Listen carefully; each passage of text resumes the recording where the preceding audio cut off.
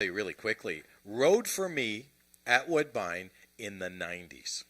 In Wow. the 90s, she rode one of my horses. So she's been around for a while. She's very, very experienced and very, very good at what she does. And she won the first race at Fort Erie There on you opening go. day yesterday and won another race, her and her hubby. So they had a good day. So she's on a roll, Ms. Hurricane Helen. There you go. Let's move on to race number 3, the second Derby trial on today's card. We do have a scratch in here. The 4-horse SW, the Tempest, has been scratched. We're down to a field of 7 in here. I went with Carly Furlonger in here. Dawn's Early Light. What a great name, by the way. If you're an American, what a great name. Dawn's Early Light, Carly Furlonger, and Scott Reed. Yeah, she was very impressive, winning the first race of the season. Just took off from that 3 rivals there, won very easily. Got a 91 speed index. It was the first race of the year, so I'm not really sure, if it was inflated at all, but just a sharp victory. Look, I was just talking about Craig Spada, Louisiana Imports, and Scarlett's Cartel came here with a big reputation on opening day as well, and she was very impressive. It says she won by a half a length, but she was just really under wraps by Helen Vanek. The public was all over her, so they knew. And I think the outside 2 horses are the ones to beat. I see we have a rider change on the 5. Ricardo Moreno is going to ride Mike Khaleesi. And, I really like the 1 horse in here for Bryn Robertson. I don't like her post much, and she's a maiden, but boy, oh boy, I picked her on May 18th when she lost by a nose at 7-1. My goodness, she had a huge rally. This is a nice, big-size filly. I'd put her in your trifectas. It's funny you say you don't like the post. I can't say that just yet, and I'll tell you why. It rained really, really hard before you got here today. Like really, really hard. I just finished saying it didn't rain that much. It rained a lot, but you the weren't track's here. fast. Yeah, but you know what? Our track maintenance guy, I'm telling you, he's had very some good, magic, and the inside has been lightning fast the first couple of days of this meet. So That's true. you That's know true. what? And Well- anyways, don't give me lip, by the way, okay? Just don't give me lip. All right, let's move on to race number 4. A speed index event. These are 3-year-olds and up with an average of 80 and under, 300 yards the distance. And cold kind of star, 10-1 Brian Bell is my pick in here, and I hope the horse stays at 10-1. Ooh, so we're going to have some different picks here, I think. You didn't go with the Mexican horse, did you? I did not. I picked Okay. her third, I think. But let's just talk a little bit about Ms. Mexican Mouse, who almost set a track record in her workout on May 25th. Just missed it by a couple of hundredths of a second. And Alexis Sanchez, who is Ramiro Sanchez Castillo's son, was on her for that workout, and she just zipped through 220 yards. Now, she's racing at 300 yards for this opener. She has been known to run well fresh. She won her first start of last year, but 300 yards, she is 0 for 8. So great workout, but I'm not sure about the distance. So I picked Down in Carolina. I love the fact that he's had a tightener, an opener. He broke well. He finished 4th, beating the length, and now I think it's time for him to, step forward. He won 3 races last year. Look at the stats for Jason Pascoe. 2nd race off of a layoff. In the last 2 years, he's got 33% winners. Down in Carolina is my pick. Red Wagon Dust, the 1 horse who is about as consistently good as they get. And Ms. Mexican Mouse for 3rd. So why do you like Cold Kind of Star? Well, because he's a 3-year-old. He's the only 3-year-old in the race. He's an up-and-coming horse. His 2-year-old races were fantastic last year. He ran an 81 speed index last year in a trial race. He's had a start under his belt. Brian Bell does take over for the Jason Pascoe barn. Ismael, he does ride a lot for Jason, and he did opt to ride the 3-horse, but I think this is a classier horse of the field. I think he's up and coming where the other horses, in my opinion, might be on a bit of a downtrend. The 5-horse, who I also like, is Waving Back At You, who's another price horse in here. 15-1 Morning Line. And, we've talked at length about Helen Vanek and Craig Spada, and this is a horse that's also had one under its belt this year. Listed his first time Lasix, and she's consistently good as well. 2nd off the layoff for Craig Spada the last 2 years, 36% winners. I mean, look at our picks. You can tell the race is wide open. So if you're playing the pick 5, which begins in race 1 today, by the way, so don't miss the boat on that. You're playing the pick 5. I think this is kind of a spread 'em race, really. Well, yeah, I mean, there's 6 horses in the race. I picked 3. You picked the other 3. We're not even on the same page. So, for those of you out there, no, we don't talk about our picks, okay? We just do them. So, and this is a great example. I've taken the outside horses. You've taken the inside horses. One of us are going to be right. That's the good news, either inside or outside. So let's move on to race number 5, a speed index event. These are horses that have never run better than a 70. We do have a scratch in here. The 4 horse has been scratched. We're down to a field of 4 for very, very slow horses. They are. I mean, they've never. Nice. I know, but they've never run faster than a 70. Yes, well, that's true. But they're just slightly raced horses. So no, they're not. Oh, and don't make up an excuse. We have a rider change here. Helen Vanek. Oh, Helen Vanek is on the 3 horse. The 3 horse Red and Wild Signature. It's interesting. Those are 2 horses, both owned by Howard Walton, both trained by Richard Kennedy, and they're both by the thoroughbred stallion Signature Red, who's quite a good Ontario stallion in the thoroughbred ranks. I really like Shifting Tides here. I'm probably not going to get any odds. I probably wasn't going to get any odds anyways, but this was another replay that I was going to show, but I thought we were going to run out of time. But this horse came out of the gate and actually hit the side of the gate and almost knocked himself over coming out of the gate last time. So forget about that. Before that was his last start of last year, and he was a nice winner, I thought, beating a pretty good filly by the name of Magic Diamond. Shifting Tides for me, I just don't know. Signature Eyes, he's still a maiden officially, he won a race, but I think he wants more distance. Red and Wild Signature, I guess, has a chance, and then you've got the maiden on the outside, 6 Fast Chicks. So who did you pick? The only, I picked the same horse as you picked. I just picked the 3 over the 2. Oh, I see. But the 5 horse, I mean, one positive about the 5 is Peggy Byrne. I mean, she's 3 for 4. She's a 75% win trainer. This is, a matter of fact, the only horse that she's run this year that's been no good. And who knows, maybe she found the trick in the last 2 weeks. I don't know, but I think that's enough about that race. But it is the start of the pick 4.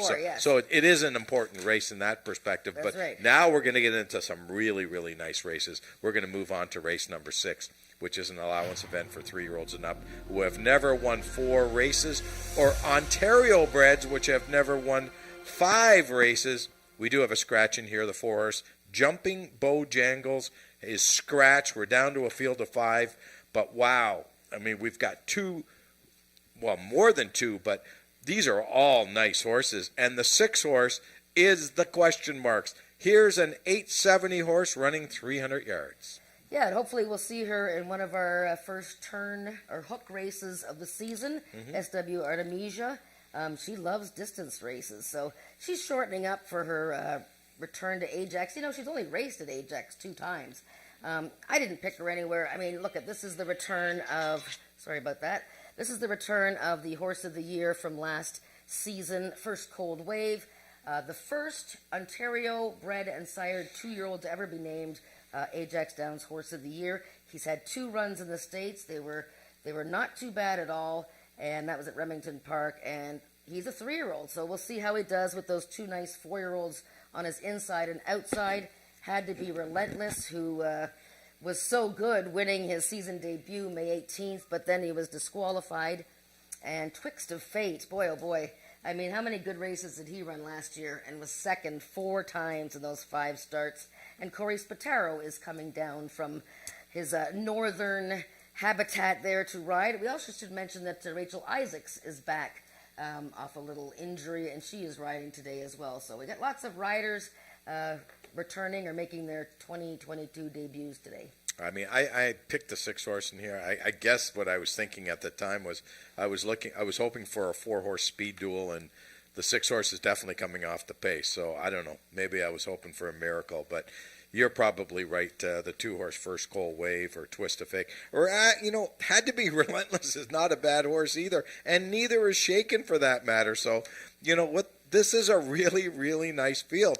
I would push the all button in here, but that's me. The pick 4 is a very difficult sequence, It is. I think, because the peak of maturity is the last race. But yeah, let's talk about the 7th now. Another allowance race. Let's move on to race number 7, an allowance race for Ontario Sire 3-year-olds and up, which have never won 2 races lifetime. 300 yards the distance in here. And I ended up on the 6 Magic Flare, Helen Vanek, Craig Spada. I'm hoping that they have a big day today. Yeah, and I'm going to show you her race last time. And in fact, there's a couple of horses that were in that May 11th race, opening day.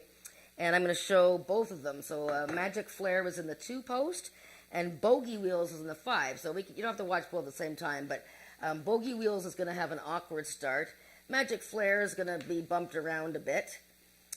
So the winner here is Raptor on the inside. He's long gone. Magic Flare, I love the way she just levels out. Watch the way she levels out here and closes. And then Bogey Wheels comes on the outside, and he just had a bumbling beginning there. And he was odds on Bogey Wheels that day. So not a good start for either of them. And once Raptor got away, it was 250 yards. And both horses should appreciate the 300 yards. I'm leaning towards Magic Flare. This is one beautiful 3-year-old filly, Ontario bred by Maryland Magic. And I think they're going to have a lot of fun with Magic Flare this year. So I quite like her to win it. The last thing I'm going to say about this race, and we're going to move on, is Bogey Wheels is on my barred list, okay? Uh-oh. If Bogey Wheels wins, places a show, Nick Kukas is not cashing. Uh-oh, why do I okay? have the 5 listed there? I don't know. That was a mistake, boys, because I can't count. It's supposed to be the 6. Okay. Anyways. Oh, whatever. We'll fix that. Let's move on to the 8th race, the feature race on today's card of racing, the 9th running of the Peacock Maturity, 29,880 Canadian dollars up for grabs, 300 yards of distance, and all the champs are back. And let's start with Had to Be Ivory. Yes, so Had to Be Ivory. 16 wins and 22 starts. A horse of the year a couple of years ago. Had another big season last year. He races sparingly now. The Robertson family just runs him in the big events. So he won a distance series race. He won the Ontario Bred Maturity, and then finished a good third in the Alex Peakov Championship. He's 6 for 8. He's much better going a 300 and 350 yard distance than the 440. 2 smashing workouts. Josh Scott is going to ride him for the first time, so it'll be interesting to see how that pairing works out. But yeah, I picked Had to Be Ivory. Some of these horses have had races and are probably a bit sharper, but he's just such a powerful horse, Had to Be Ivory, and I see you picked him second. I did. I went to your favorite horse. I went to Country Boy 123, which I've noticed you didn't even pick in the top 2, which shocks me because you love this horse. Coming off a horrendous season for this horse. I mean, this horse is a champ. Look at this horse. 27 lifetime wins, over $500,000 in the bank. So for a horse to be 0 for 5 last year, it's got to be very disappointing. But I heard through the grapevine that his work back on May 15th was really impressive. Yeah, he's been working well. He's 9 years old. Now, you have to look a little closer at the 5 races last year. He started the season at 110, certainly not his best distance. He ran a 99 speed index when he went down to Indiana in the heat of the summer there in July. Then he had a little bit of an issue in 2 races there at AjaxDowns. So, and then he finished off the season off the layoff with a good effort. So I'm expecting Country Boy to be a contender in the exotics. Maryland Magic's done really nothing wrong. He's won a 110, finished 4th. He'll probably be prominent from the outset. The 9-year-old Country's coming back. Never runs a bad race. So Never. You gotta be Never runs a bad race. Never. Don Reed is a very seasoned trainer. Ralph Pearson has been around these grounds forever. And the last horse I want to mention before we take it upstairs to Frank is, and I know Frank likes this horse, I heard, the 1 horse, Streaking Little Wagon. Don't discount this horse. This horse has had 8 starts at Ajax, 6 wins, a second and a third. This mare is lights out here at AjaxDowns. I know she raced down at Remington. Her last 2 races were horrific, but discount them, throw them out. This horse is going to find new life being here at AjaxDowns today. Speaking of that new life, we're going to send it up to the voice of Canadian quarter horse racing, Frank Ferrari, for the changes on today's card. Thanks for being with us.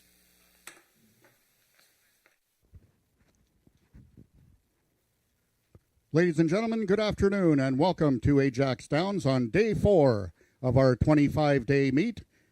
For all the people that are live in attendance and for all the people streaming in from across the globe. We've put together an 8-race card this afternoon with the on-track feature in race number 8. That's the 9th running of the Peacock Maturity for 4-year-olds and upward, running for a purse of just under $30,000. We have the big 3 in there. That's Country Boy 1, 2, 3, Had to Be Ivory, and Country's coming back. Country Boy 1, 2, 3, the winningest quarter horse in Canadian history, and approximate post time in race number 8 is at 4:39 p.m. Also this afternoon, 2 divisions of the Princess Stakes for 3-year-old fillies, and those go in races number 2 and race number 3. If you can all turn to your programs to race number 1, here are the changes and or corrections on this afternoon's live card of racing. In the first race, we have a no whip for rider Cheyenne Kerr, making her riding debut on number 2, Ruby Jess. That's no whip for Cheyenne Kerr, the rider of number 2, Ruby Jess, in the opener. And an equipment change, number 5, Isaac Cocoa Puff, will be running with the flipping halter on. Note that race 1 is offering win, play, show, exactor, and triactor wagering. Race 1 is the first half of the daily double, race A of the early pick 3, and race A of today's pick 5. Race number 2, that's the first of 2 divisions of the Princess Derby Trials for 3-year-old fillies. And in the second race, note that number 1, Hot Lips Hula, will be running on first-time Lasix. First-time Lasix on number 1, Hot Lips Hula, also will be running with the flipping halter on. It will also be overweight by 3 pounds. That's the number 1 horse, Hot Lips Hula. Number 2, Sacred Heart, is overweight, 3 pounds. We have a program error with the weight of number 5, Blue Dream Dash. That should be 127 pounds. Helen Vanek is 127 pounds. Number 6, I Live for Candy, corrected weight, 1 pound over. And also running with the flipping halter on, number 7, LRH Voodoo Runner. Race 2 is the second half of today's daily double with win, play, show, exactor, triactor, and superfecta wagering. Race 2 is race A of another pick 3. We have rolling pick 3s this afternoon, and race 2 is race A of the early pick 4. The third race is the second and final trial of the Princess Derby for 3-year-old fillies, and in the third race we have a vet scratch in the program. Scratch the number 4 horse, SW the Tempest. And the following overweights, don't give me lip. We have a program error. Should read 124 pounds, not 125 as printed in the program. Number 3, On Point, 1 pound over. Number 5, a jockey change from Ed Walton. The rider is Ricardo Moreno. Ricardo Moreno now rides number 5, My Khaleesi. Corrected weight is 128 plus 3 pounds over. Number 6, SW Snow Magically Cool, 1 pound over. And program error on number 8, Scarlet's Cartel. The weight should be 127 pounds. Horses racing with the flipping halter on in race number 3 are the number 3, On Point, number 5, My Khaleesi, number 6, SW Snow Magically Cool, and number 8, Scarlet's Gal. Race number 4, the start of another rolling pick 3. We have a few overweights. Number 3, Down in Carolina, 1 pound over. Number 6, Cold Kinda Star, 1 pound over. Note number 5, Waving Back at You, is on first-time Lasix. First-time Lasix on the number 5 horse, Waving Back at You. And program error regarding the weight will not carry 128 pounds. That should read 127 pounds. Turning to your programs to race number 5. We have a vet scratch again in race number 5. It's the number 4 horse, Papi Chulo. Papi Chulo will not go postward in the 5th race. We have a rider change on the number 3 horse, Red and Wild Signature. Helen Vanek takes over for Ed Walton, and the program should read 127 pounds regarding the weight of Helen Vanek aboard number 3, Red and Wild Signature. Number 1, Signature Eyes, is 1 pound over, and number 5, Six Fast Chicks, 4 pounds over. Race 5, the start of another rolling pick 3, and also race A of the late pick 4. Race number 6, we have another vet scratch. That's the number 4 horse, Jumpin' Bojangles. Jumpin' Bojangles will not go postward in today's 6th race. Therefore, there will be no superfecta wagering available on race number 6. Due to the scratch of Jumpin' Bojangles, it's win, play, show, exactor, and triactor wagering only. Also the start of another pick 3. Number 1 had to be relentless. We have the corrected weight of 124 pounds on number 1. Number 2, First Cold Wave is 1 pound over. Number 3, Twixt of Fate, 3 pounds over. And number 6, SW Artemisia is 1 pound over. Horses racing with the flipping halter on, both number 3, Twixt of Fate, and number 6, SW Artemisia. Race number 7, it's an allowance for 3-year-olds and upward who have never won 2 races. And in race 7, the number 2 horse, This Chick's Cold as Ice, is 3 pounds over. Number 4, Blazing Magician, and number 5, Hanover Hill Linda, both 1 pound over. Number 6, Magic Flare, will be on first-time Lasix. First-time Lasix on number 6, Magic Flare, and we have the program error of 128 pounds. The corrected weight should be 127 pounds for Helen Vanek. And number 7, Hanover Hill Lucas, will carry 4 pounds over. Race 7 has win, play, show, exactor, triactor, and superfecta wagering, and it is the first half of today's late daily double. And that brings us to the 8th and final race of the afternoon. It is the on-track feature, the 9th running of the Peacock Maturity for 4-year-olds and upward. They'll be running for a purse of $29,880. Number 1, Streakin' Little Wagon, 3 pounds over. Number 2, Maryland Magic, 1 pound over. Number 4, Country Boy 123, 3 pounds over. Number 5, Fury.com, 4 pounds over.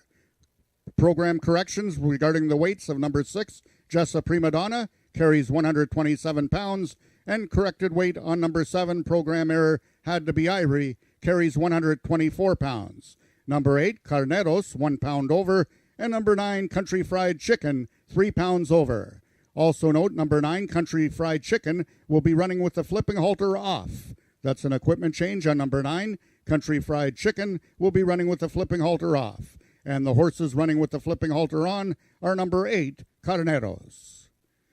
Those are the changes thus far in your program. Any further changes or corrections will be given to you before each race. The track is listed as fast. It's 20 degrees Celsius, 68 degrees Fahrenheit, and the wind is small at 6 miles per hour coming from the west. Post time for race 1 is at 1:30 in 7 minutes.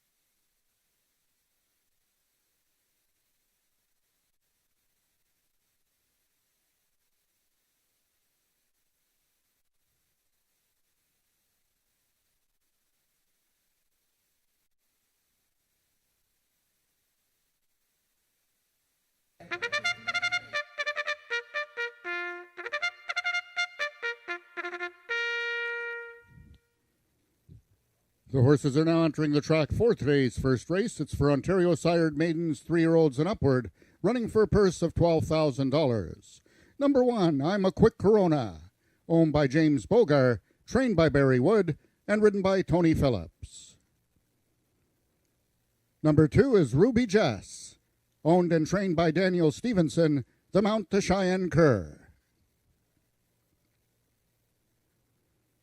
Number 3 is Caraway's Jenny Lane, owned by the partnership of Wayne and Carol Proctor, trained by Wayne Proctor, the mount to Neil Husbands. Number 4 is Bodacious Tataz, owned and trained by Amanda McCormick, and ridden today by jockey Ramiro Sanchez Castillo. And completing the field, number 5 is Isa Cocoa Puff, owned and trained by Chantal Bourgeois, and ridden by Cassandra Jeske. That is your field for the first race, going a distance of 250 yards.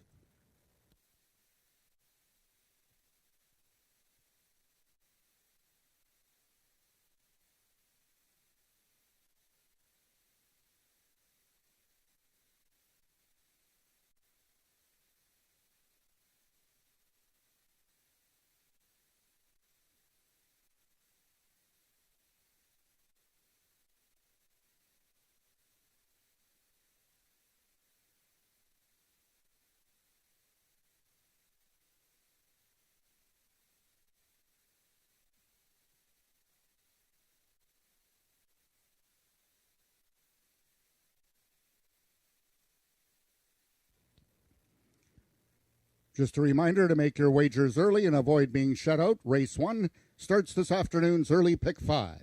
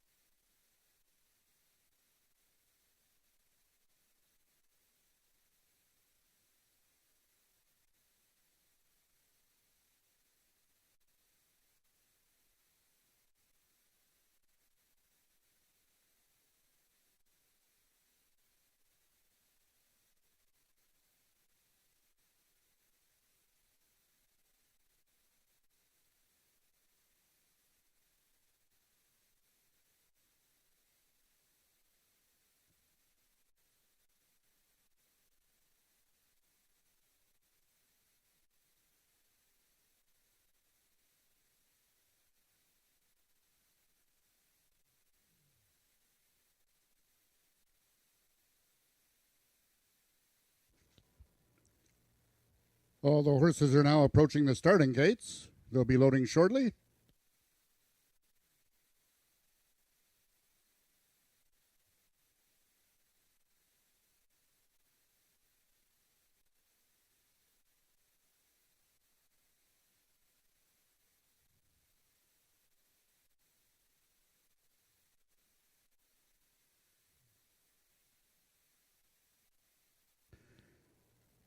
The horses are now entering the starting gates.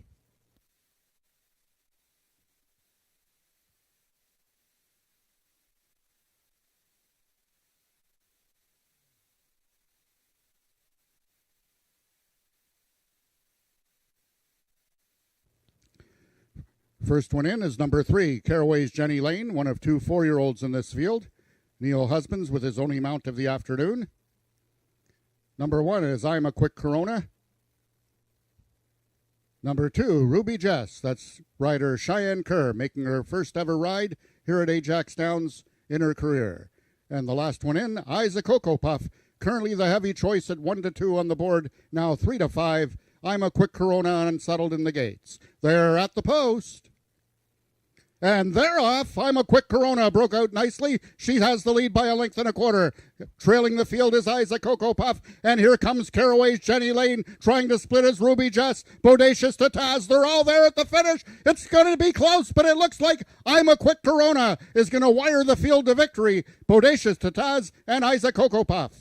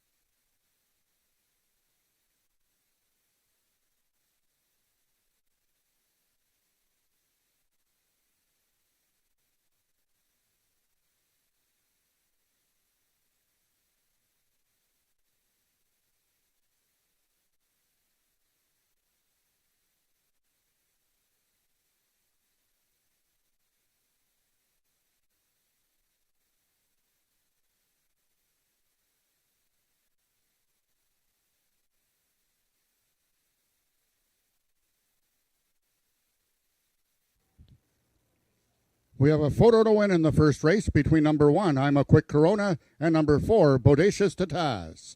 Third was number 5, Isaac Cocoa Puff, and fourth, number 2, Ruby Jess.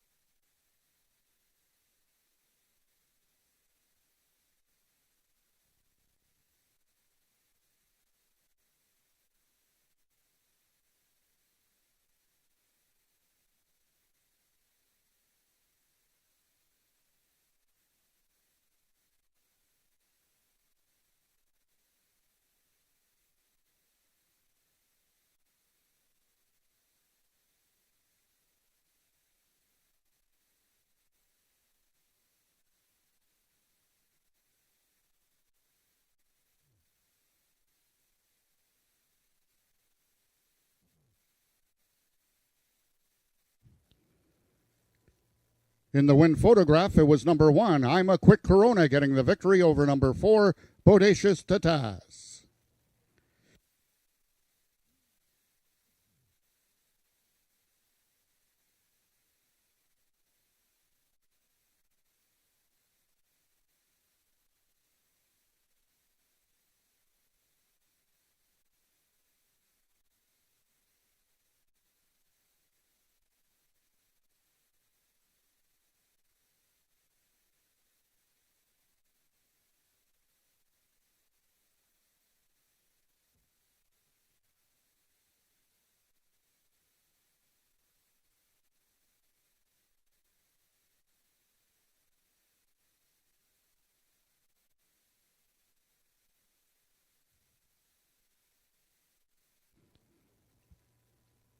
Now in the winner's enclosure is the unofficial winner, number 1, I'm a Quick Corona.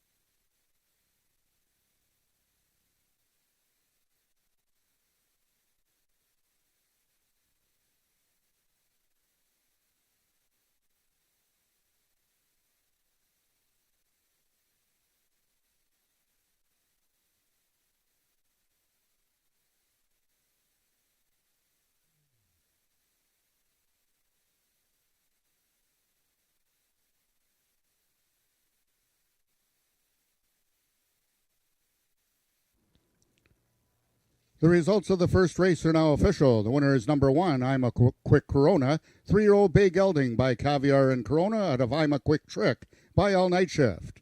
Both bred and owned by James Bogar, I'm a Quick Corona was conditioned by Barry Wood and ridden to victory by jockey Tony Phillips. Second was number 4, Bodacious Tataz, and third, number 5, Isaac Cocoa Puff. Rechecking from top to bottom, order of finish in your program should read 14523. Those are the total results of the first race. In the second race, note number 1, Hot Lips Hula is on first-time Lasix and will be 3 pounds over. Number 2, Sacred Heart, 3 pounds over. Number 5, Blue Dream Dash, the proper weight should be 127 pounds. Number 6, I Live for Candy, is 1 pound over. Note that race 2 is once again a start of another rolling pick 3 and race A of this afternoon's pick 4.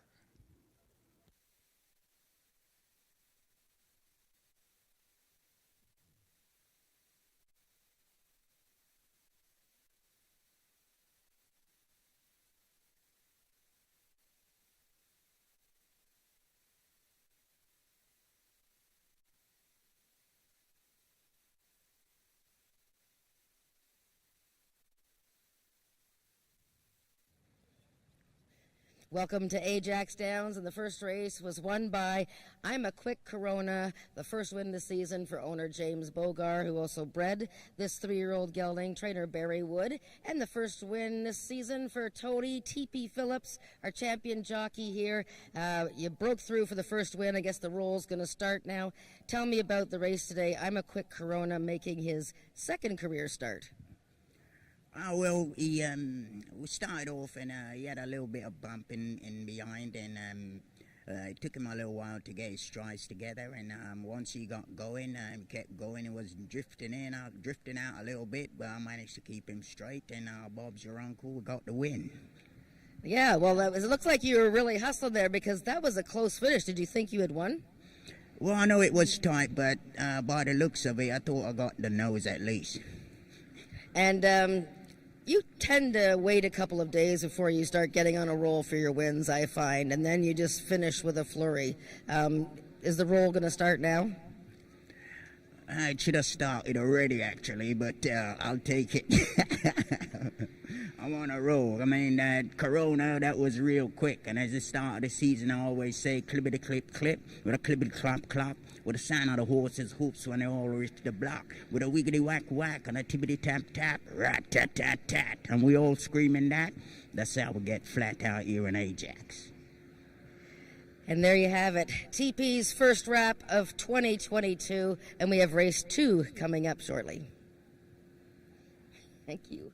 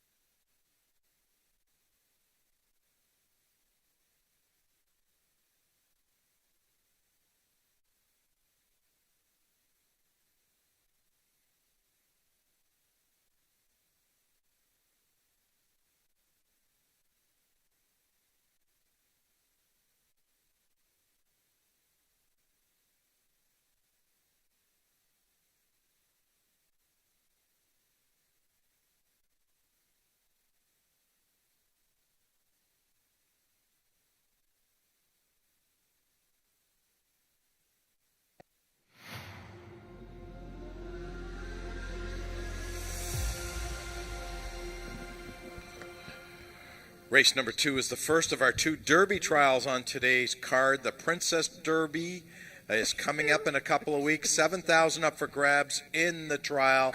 Jennifer, are you okay? You're laughing at me. What are you laughing at? No, not you. I was doing something silly and then the camera went on. That seems to happen to me a lot. Okay, well, I do a lot of things silly.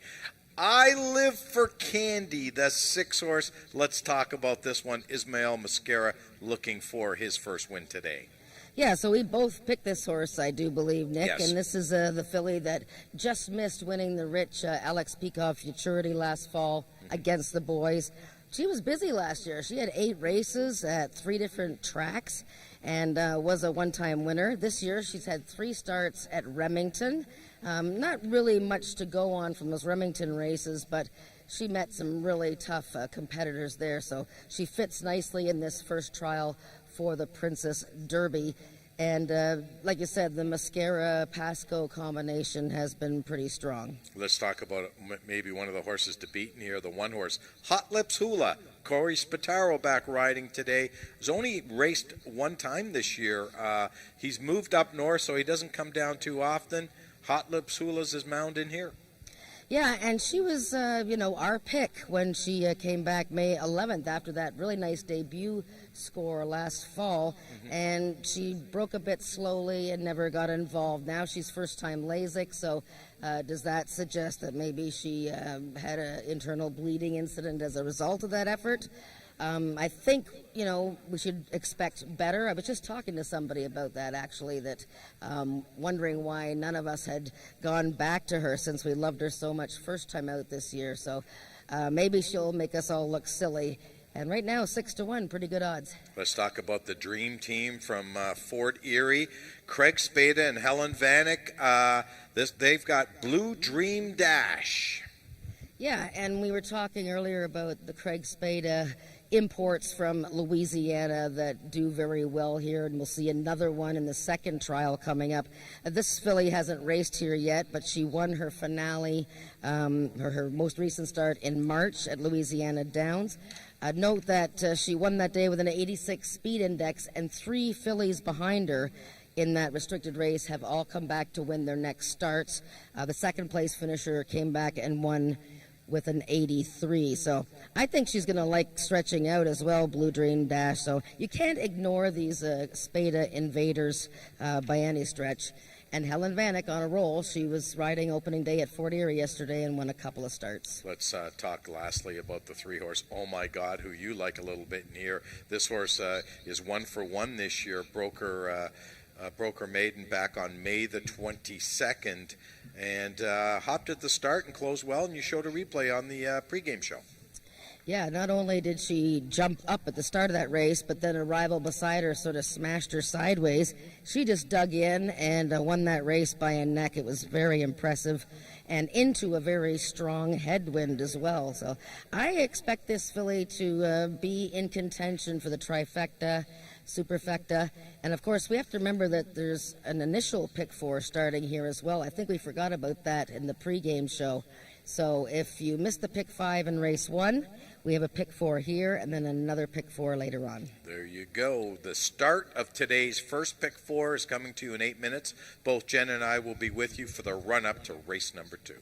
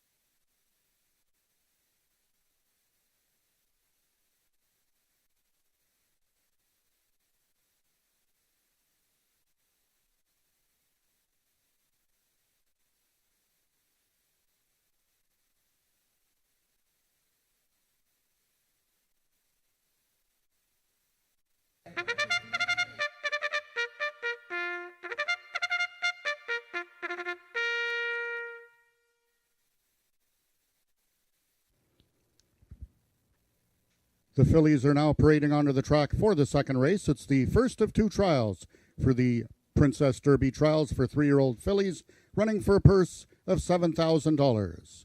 Number 1, Hot Lips Hula, owned by Richard Winsakabi, trained by Michelle Woodley, and ridden by Corey Spataro. Number 2 is Sacred Heart, owned by Melina Fitchin, trained by Jason Pasco, and ridden today by jockey Ricardo Moreno. Number 3, Oh My God, owned by John Wilson, trained by Scott Reed, Carly Furlonger in the saddle. Number 4 is Jezabella, owned by James Bogar, trained by Barry Wood, and ridden by Tony Phillips. Number 5 is Blue Dream Dash, owned and trained by Craig Spada, and ridden by Helen Vanek. Number 6 is I Live for Candy, also owned by Melina Fitchin and trained by Jason Pasco, and ridden by jockey Ismael Mosquera. And number 7 is LRH Voodoo Runner, owned by the partnership of Marie Broadstock and Josie Payma, trained by Bob Broadstock, and ridden by jockey Ramiro Sanchez Castillo. That is your field for the second race, going a distance of 350 yards. Just 3 minutes till post time. Race 2 starts another pick 3 and is race A of the early pick 4.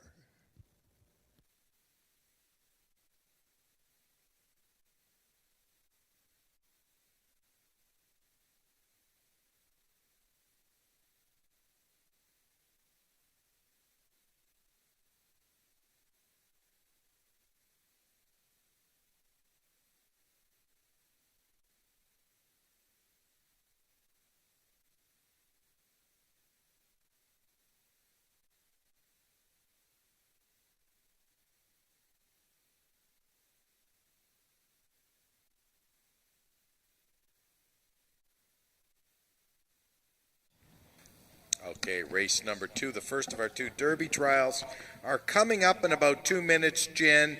And I just want to know, was everyone a good girl in the paddock in the post parade? They were, yes, very well behaved. Jennifer. Yes, I can hear myself. I can barely hear Jennifer. Well, I'm very loud out here, so don't worry about that. Yeah, everybody looked very well. I Live for Candy on her toes. Nobody's getting especially warm, even though it's gotten quite a bit warm now. And I thought the one horse, Hot Lips Hula, made a nice impression, and the 3, Oh My God. I'll keep talking because I have to remind people who are on track today that there are the betting packages that you can buy for $10, and you have $12 worth of bets already made for you in there. So grab them up before the third race, because they start in the third and fourth races. So come and get your betting packages for $10, and we have 1 minute to the first trial for the Princess Derby. Don't forget the start of our first pick 4 on today's card of racing. Get your bet in. Let's get this done. Let's make some money today.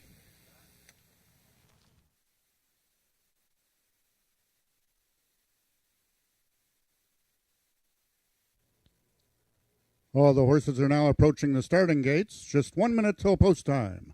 They'll be loading shortly.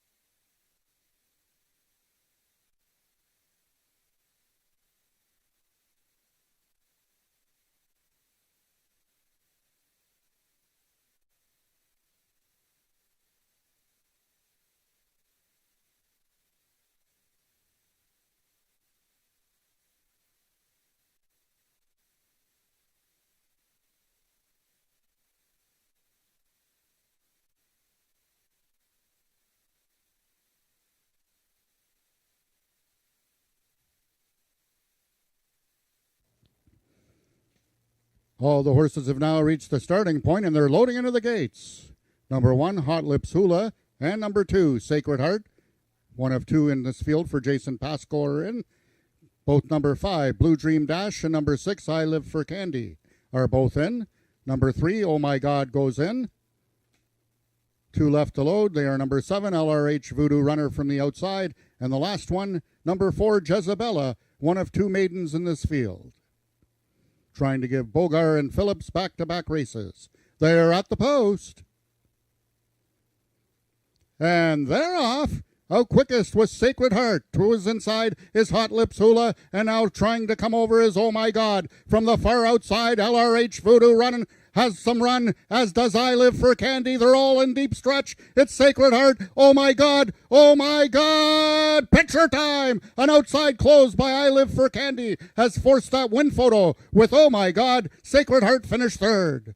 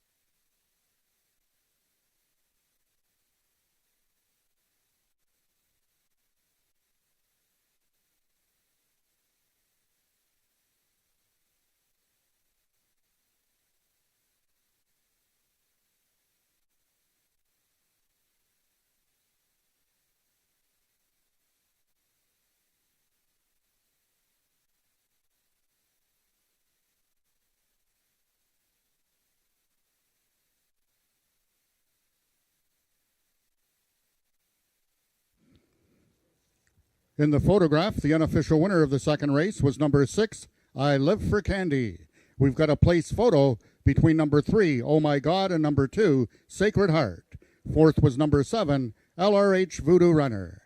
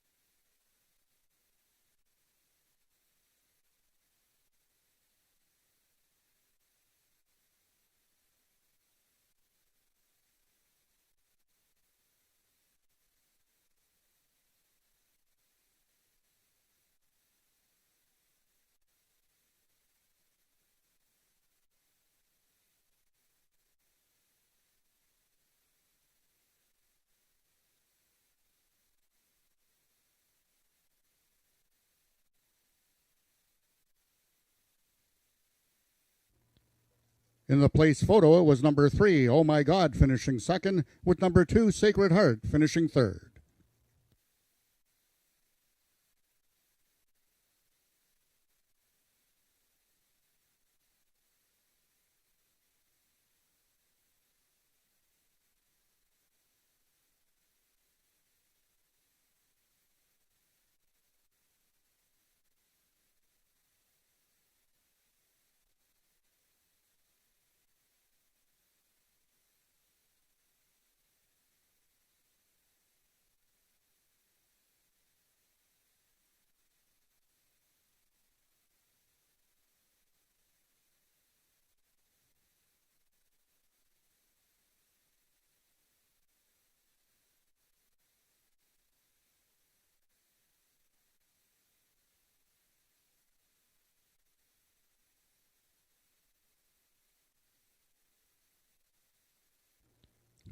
That is the unofficial winner in the winner's enclosure, number 6, I Live for Candy.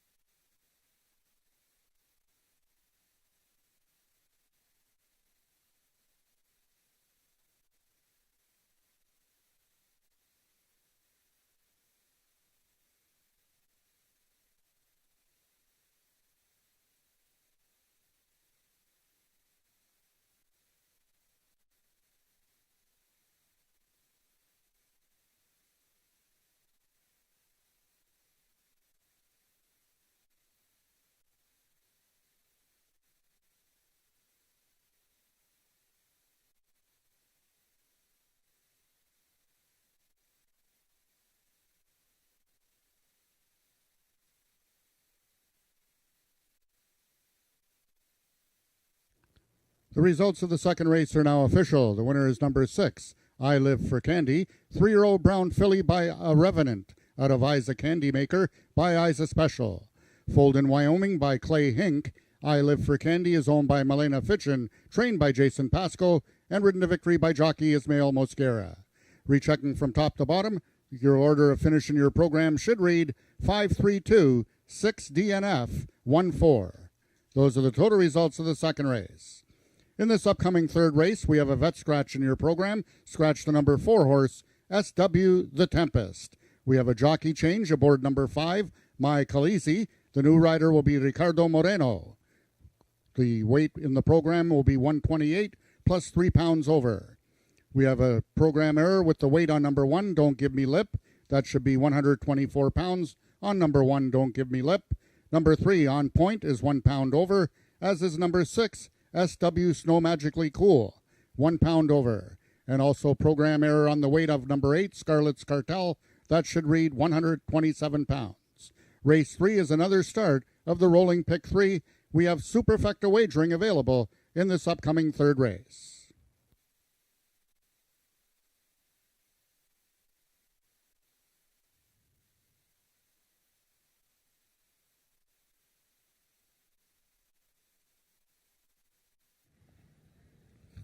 I Live for Candy has won the first trial for the Princess Derby, and that is a $50,000 stakes race coming up. I believe the final is Father's Day, June 19th. That's the first trial, a 90 speed index. We will have the 10 fastest qualifiers from these 2 trials in the final. And this is a Wyoming-bred filly owned by Milena Fitchin of Burlington, trained by Jason Pasco, and ridden by Ismael Mosquera. And Ismael, I Live for Candy was a big favorite here. I mean, at first the fans weren't too sure, but then right in the last minute there, 3-5 she went to. You rode her last year, finished second twice, but you said, you know, her habit at the gate is a bit annoying, and today it looked like she had no chance coming out of the gate. Well, I wouldn't call her like a habit, but it happened to us last year too in the trials. She broke a little bit slow, but then I got her in the clear. Luckily, we were in the outside, and then she came running to a good second. As you mentioned last year too, we got beat in the futurity, but it was by another very nice horse, the Cold Heart Dash horse, right? Yes. So she's been running tough against tough horses.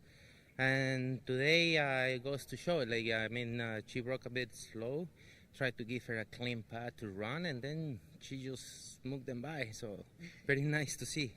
Yeah, she finished fast. And did you think you had won?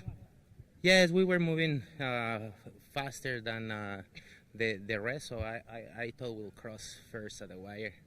Well, that's great. Well, this is a nice filly indeed, and she obviously, you must be happy about her chances heading towards the final in a couple weeks. Oh, for sure. She's a filly that we've been working since last year with Jason, and he knows her way too good, and he does a good job with her, maintaining her healthy. So it goes to show now. So Very good. Well, congratulations, Ismail. Job well done.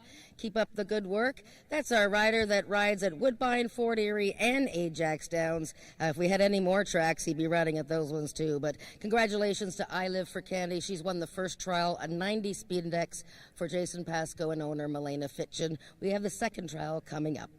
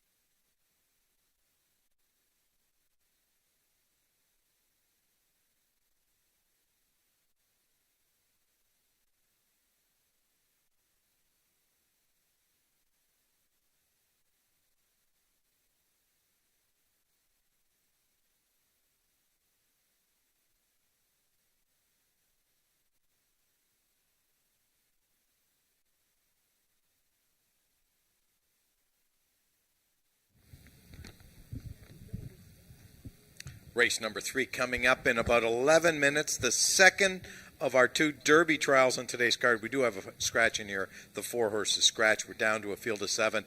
Now, a horse that's taken all the early money, I don't think either one of us picked, is the 2 horse JTC Little Moon Bar. And this horse got beat to Oh My God, who ran a huge race in the first trial, Jen.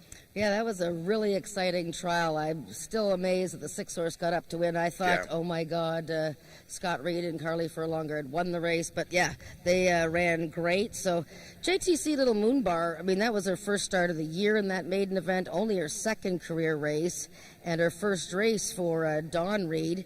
And she closed really well. And I love the way that she had this really long reaching stride. I thought, maybe if some improvement, she could run a 75 speed index. I just didn't think that maybe this spot would be where she's going to win her maiden yet. If you want to throw her in the superfecta, then I guess that's something you could do. Yeah, I mean, if you have any faith in speed index numbers, I mean, this horse really doesn't belong in here with a 64 and a 70 running in a maiden 5 claimer first time out at Will Rogers Downs last year. I mean, we got to look at horses like the 7 horse, Dawn's Early Light, Carly Furlonger, and Scott Reed, the son of Dawn Reed. This horse ran a 91. That's right, and 91, yes, that's true. And Dawn's Early Light won the first race of the season. That was the first race on opening day, and she was just long gone. Small field that day, three rivals. Bit of a tailwind. 91, not sure if it was inflated, but still, she was pretty impressive, and she beat Sacred Heart, who was in the first trial, and On Point, who is in here. She's a contender, 3-1 on the odds board. I think I picked her third. Okay, the 8 horse Scarlet's Cartel, Helen Vanek and Craig Spada. Little unlucky in the first trial. The horse got bumped around a little bit in here, but now Helen draws the outside, should get a clear run. Yeah, they didn't have good luck with that horse making her first start here at Ajax. I'm not sure something seemed to have spooked her coming down the stretch, but she's okay and she'll come back to fight again. This filly here, Scarlet's Cartel, you can see her right there. Craig's actually leading her around himself, and she is just very much on her toes, but controlled energy. She's not getting overly hot, and like I said, it's getting quite warm here now, and she looks fabulous. By the way, don't give me lip, okay? Speaking of don't give me lip, the 1 horse, let's talk about Josh Scott coming, and this horse coming out of the Bryn Robertson barn. Now, this horse is very impressive looking, a very strong, big filly, Ontario bred for the Robertson family, and they had a whole team of people here putting the saddle on her, and she's just very strong. I think this horse could be a really bright star. She hasn't won her maiden yet. I don't know that she can win this race, but I think you have to use her in your exotic wagers. Okay, this may be a first, Jennifer. I've just realized a first in our careers. We've got 7 horses in a trial race. We've talked about 4 of the 7. The 3 horses we haven't talked about are Jason Pascal horses. Can you believe that? None of us picked any of the Pascal horses, maybe for third? Well, like I said, I thought the first trial was his better horses, I think. Mm-hmm. On Point here, a maiden after 8 races. She lost to Dawn's Early Light in her first start at Ajax, May 11th. My Khaleesi, a maiden who hasn't hit the board in 6 races. Ricardo Moreno will be riding her. And I guess SW Snow Magically Cool you could make a case for, since she won her season debut in allowance race, and she stretches out from 250 to 350, so I'd wonder a little bit about the longer distance. But yes, it's very rare that a 3-pack from the top stable didn't really get any of our picks. I know it is, really. 6 minutes to post. It is the start of our first pick 3 on today's Garda Racing. And both Jen and I will be with you for the run-up to race number 3.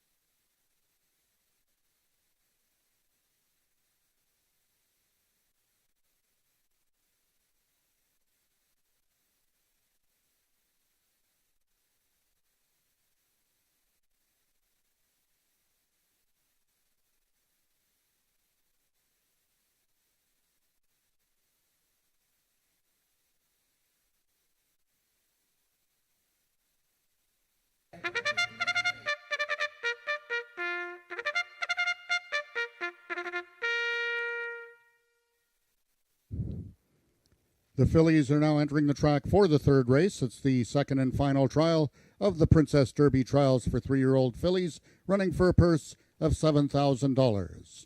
Number 1, Don't Give Me Lip, owned by the partnership of Carol and Jamie Robertson, trained by Bryn Robertson, and ridden by Josh Scott. Number 2 is JTC Little Moombar, owned and trained by Don Reed, and ridden by jockey Ramiro Sanchez Castillo. Number 3 is On Point, owned by Sharon Pasco, trained by Jason Pasco, and ridden today by jockey Brian Bell. Number 4, SW The Tempest, is a vet scratch. Number 5 is My Khaleesi, owned by Emily Obu, trained by Jason Pasco, and ridden by jockey Ricardo Moreno. Number 6 is SW Snow Magically Cool, owned by Malena Fitchin, trained by Jason Pasco, and ridden by jockey Ismael Mosquera. Number 7 is John Wilson's Dawn's Early Light, trained by Scott Reed, and ridden by Carly Furlonger.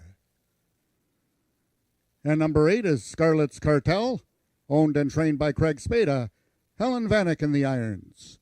That is your field for the third race, going a distance of 350 yards.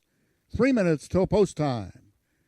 Race 3 is the start of another rolling pick 3.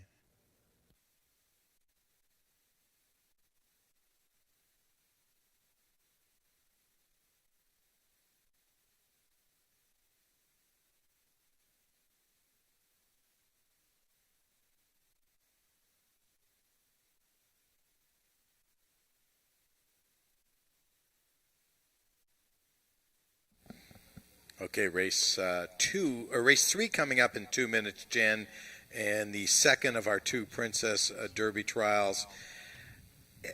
I'm not really sure. The betting action is all over the place. The 7 horses, Dawn's Early Light, taking some late action here at 3-2.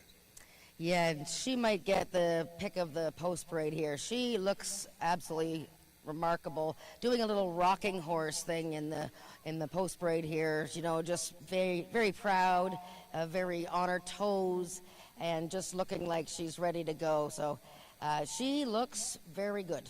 Okay, the start of our first pick 3. There's Win Place Exactor, Triactor, and Superfecta wagering coming up in 1 minute.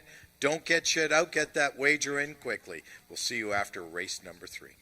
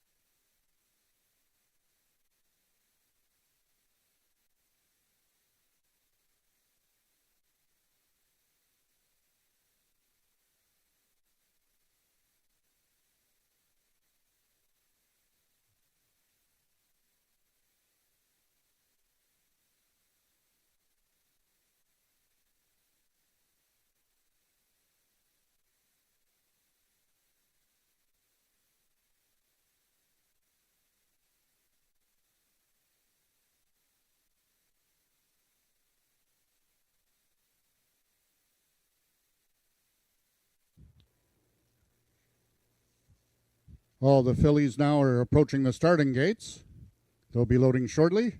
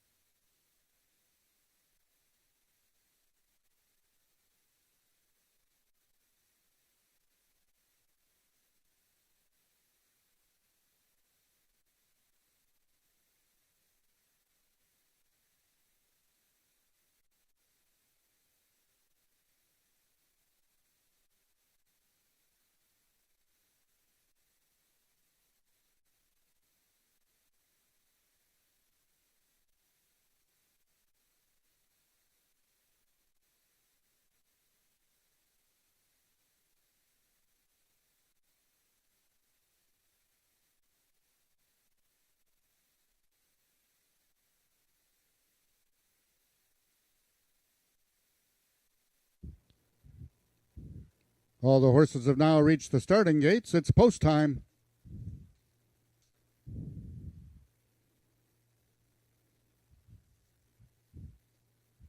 Number 1, Don't Give Me Lip, is the first one in. One of 4 maidens in this field. Number 5, My Khaleesi is in, also a maiden. Number 2, JTC Little Moonbar, a maiden. 6 is SW Snow Magically Cool, a multiple winner. 3 is On Point. 7 is Dawn's Early Light, one of 2 grays in the field. And the last one to load, number 8, Scarlet's Cartel, also a multiple winner.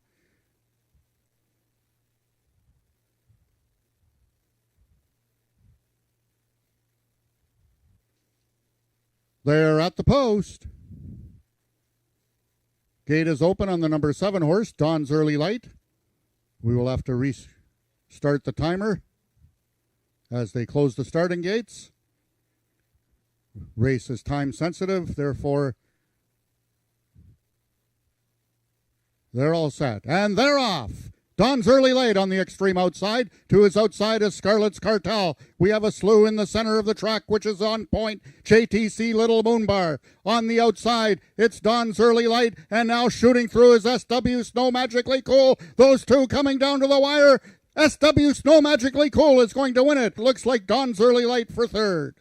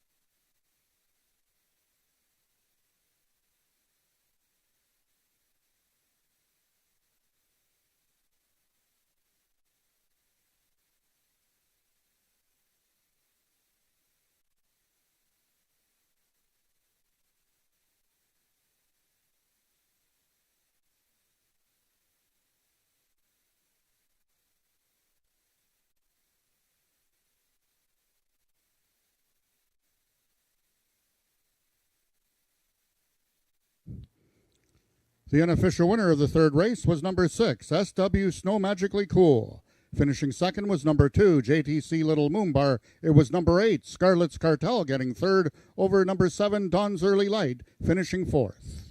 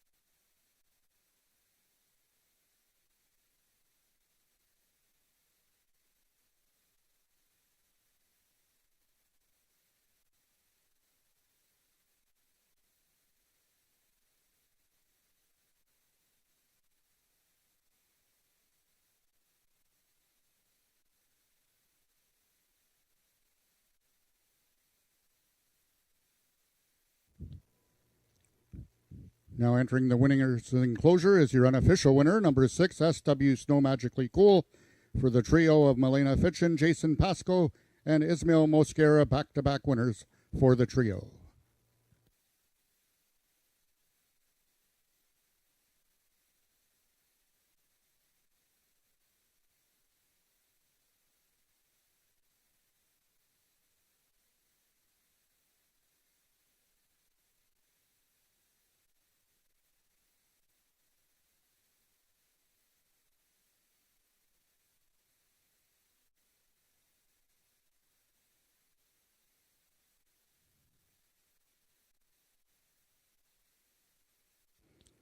The results of the third race are now official. The winner is number 6, SW Snow Magically Cool, 3-year-old Gray Filly by Maryland Magic out of Barbie Cool by the Thoroughbred Snowbound. Foaled in Oklahoma by Sherry A. Wingfield. SW Snow Magically Cool is owned by Milena Fitchin, trained by Jason Pasco, and ridden to victory by Ismail Mosquera. SW Snow Magically Cool winning the distance with a time of 17.968 seconds, carrying a speed index of 90. Rechecking from top to bottom, order of finish in your program should read 625, vet scratch 7, 143. Those are your total results of the third race. In this upcoming fourth race, we have the following overweights. Number 3, Down in Carolina, 1 pound over. Number 6, Cold Kinda Star, 1 pound over. And note number 5, Waving Back at You, is on first-time Lasix and corrected weight program error of 128, will carry 127 pounds. Race 4 starts another pick 3.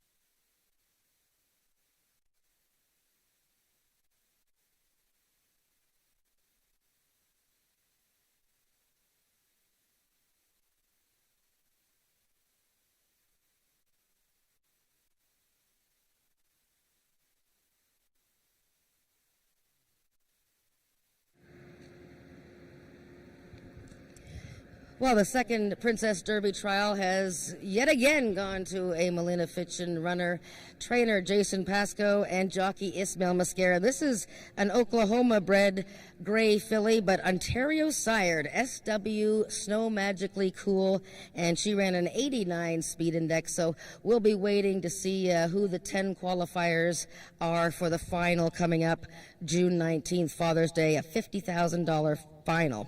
SW Snow Magically Cool, Ismail. I wasn't convinced. She ran fast in her maiden win with an 89 speed index. Just sort of eked out the win. And I just liked some other horses in here, but your horse was the strongest. Tell me about how the race went from start to finish. Well, she's one horse that we've been seeing more mature as we go race per race, and the performances show. Yes, she put a good effort last start out for a short distance, 250. That was very, very surprising for me. Going a little longer, I thought like we could win it. It was a couple of tough horses in there, and she just dig in. She just don't want to get beat, so she tried all the way, and she crossed first. Well, that's a nice coup for the Ontario Stallion Maryland Magic, who incidentally races today in the peak of maturity. So an incredible story there. So now you're in a bit of a pickle now. You've won both trials. What are you going to do? Coin toss. Ah, there you go. He's going to flip a coin. Well, very good. Congratulations. Keep it up, Ismail and Milena Fitchin and Jason Pasco. They have won both trials for the Princess Derby. The final is June 19th, and we'll have the top 10 on all our news releases tonight. We have race 4 coming up.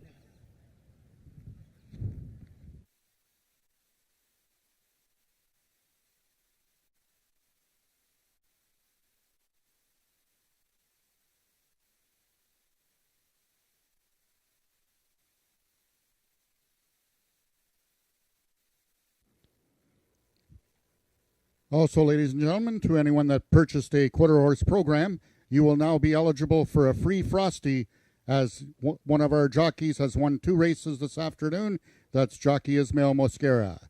Just bring in your coupon to the booth, and they will give you a coupon for a free Frosty at the Wendy's, which is located on 274 Kingston Road.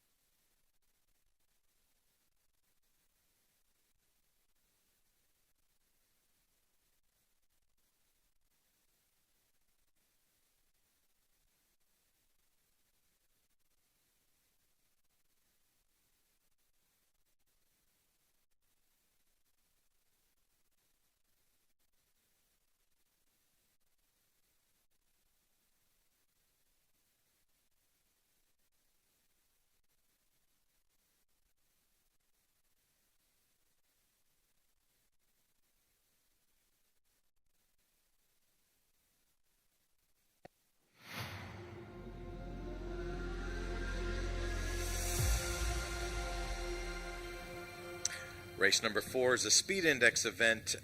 This is the race that both Jen and I, 6 horses in the race. I picked the 3 outside horses. Jen's picked the 3 inside horses. So one of us are going to be right, Jen. It's probably going to be me, but Yeah, anyways. probably. I picked the 3-horse Down in Carolina. This is a Jason Pasco horse, so that barn's on a roll. Oh wait, and Ismail Mascara's riding. Wonderfully consistent gelding, an Ontario bred, Ontario sired. He won 3 races last season. He was in the top 3, 8 of 11 starts. And I'm not too worried about his first start of the year. He ran evenly behind Jumpin' Bojangles in a similar race to this, 250 yards. But I like the fact that he's moving out a bit in distance. I expect him to go forward. Well, I picked the outside horses, specifically the 6-horse Cold Kinda Star. 32-1. Where are fixed odd wagering when I need it right now? 32-1 on the 6-horse Cold Kinda Star. Brian Bell riding for Jason Pasco. I know Mascara's gone to another horse in here, but you know what? He can't win them all, can he?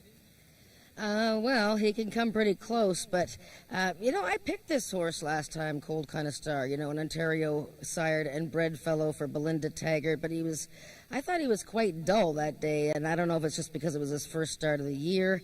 He could go forward. He's stepping out of Ontario sired races to run in this speed index event. I'm just not convinced. Okay. Sorry. Let's talk about one of the horses you really, really like a lot, and that's the 2-horse Ms. Mexican Mouse. Yeah, well, she's always been a favorite of a lot of people here. She's now 7, and I picked her 3rd. Now, I'm a little worried about the distance for Ms. Mexican Mouse, but we all know her. She's not very big, and she runs well when she's fresh. And this mare, had an incredible workout May 25th.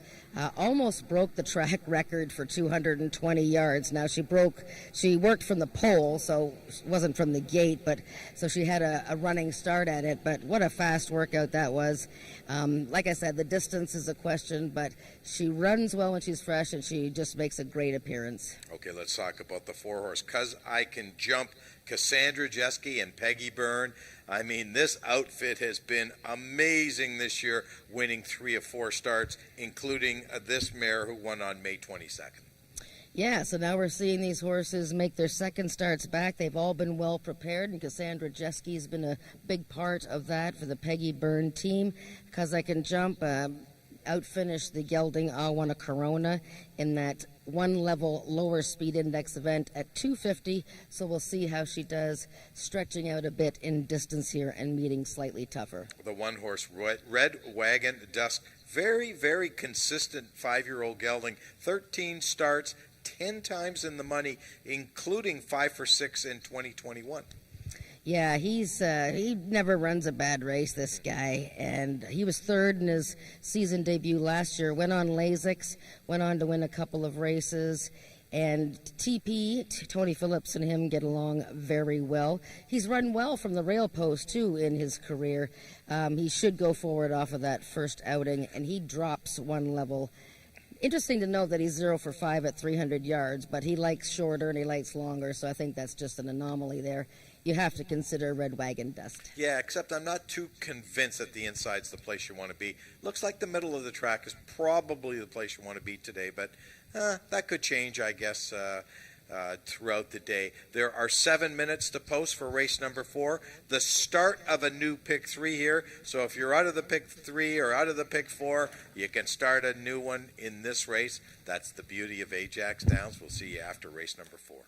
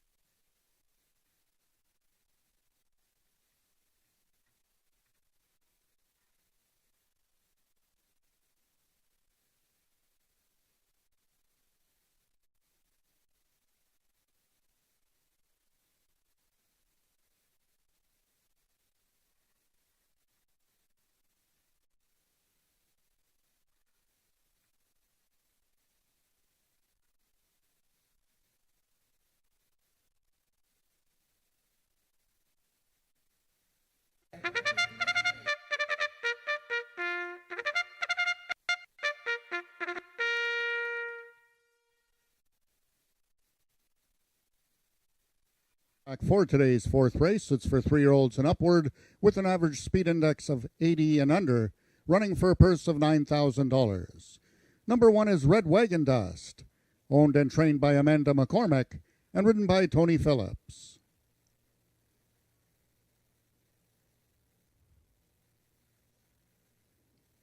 Number 2 is Ms. Mexican Mouse, owned by Marie Broadstock, trained by Bob Broadstock, and ridden by jockey Ramiro Sanchez Castillo. Number 3 is owner Emily O'Booze down in Carolina, trained by Jason Pasco, and ridden by jockey Ismael Mosquera. Number 4, 'Cause I Can Jump, owned by the partnership of Nadia Marcoux and Robin Brownhill, trained by Peggy Byrne, Cassandra Jeske in the irons. Number 5 is Wavin' Back at Ya, owned by Isaac Fair, trained by Craig Spada, and ridden today by jockey Helen Vanek. And number 6, Cold Kinda Star, owned by Belinda Taggart, trained by Jason Pasco, the jockey Brian Bell. That is your field for the fourth race, going a distance of 300 yards. 3 minutes till post time. Race 4 is the start of another rolling pick 3.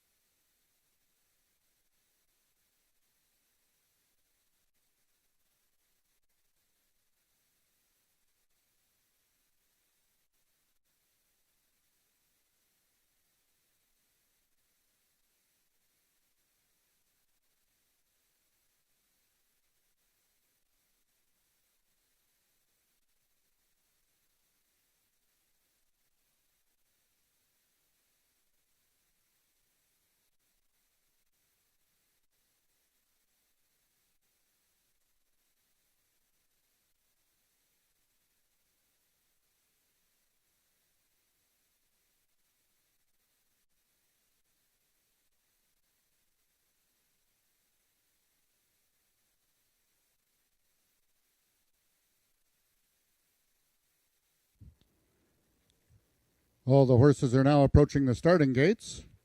They'll be loading shortly.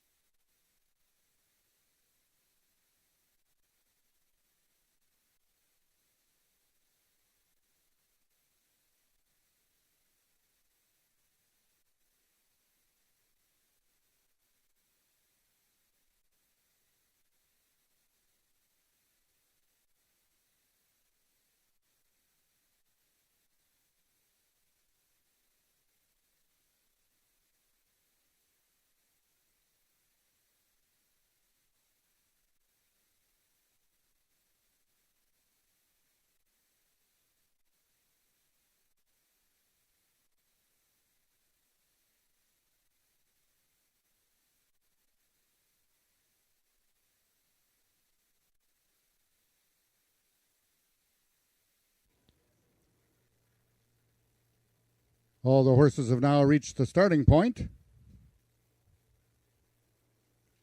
First one in is number 2, Ms. Mexican Mouse, making her 2022 debut.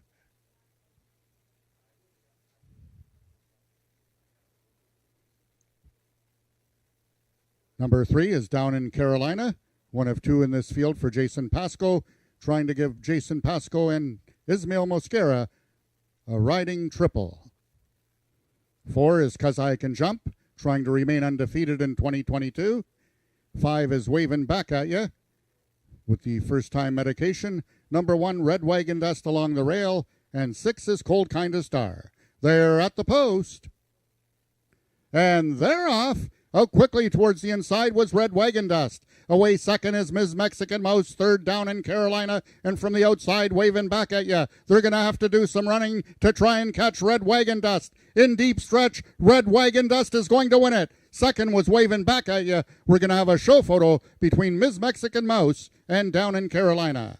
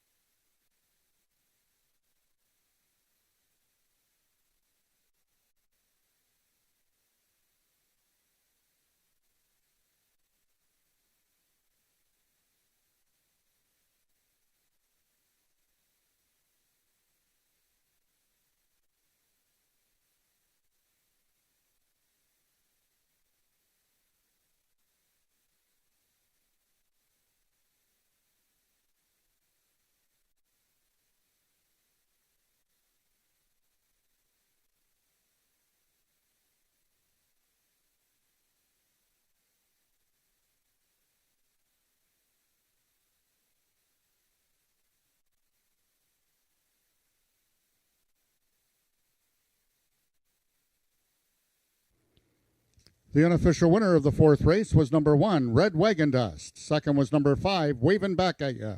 In the show photograph, it was number 2, Ms. Mexican Mouse, finishing 3rd over number 3, Down in Carolina, finishing 4th.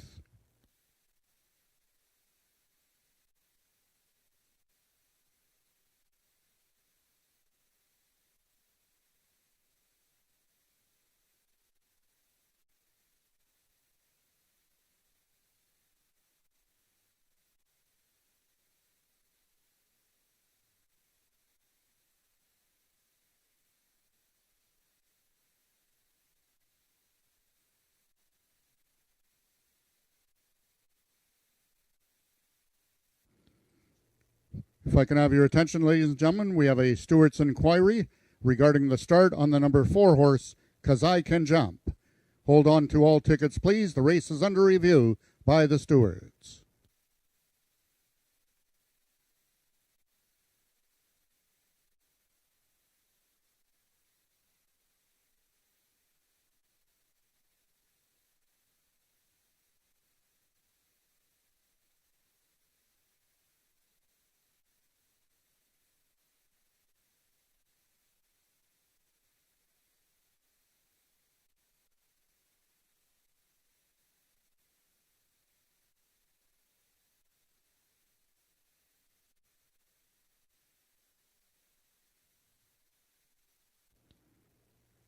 Walking into the winner's enclosure is your unofficial winner of the 4th race. That's number 1, Red Wagon Dust, Amanda McCormick, and Tony Phillips.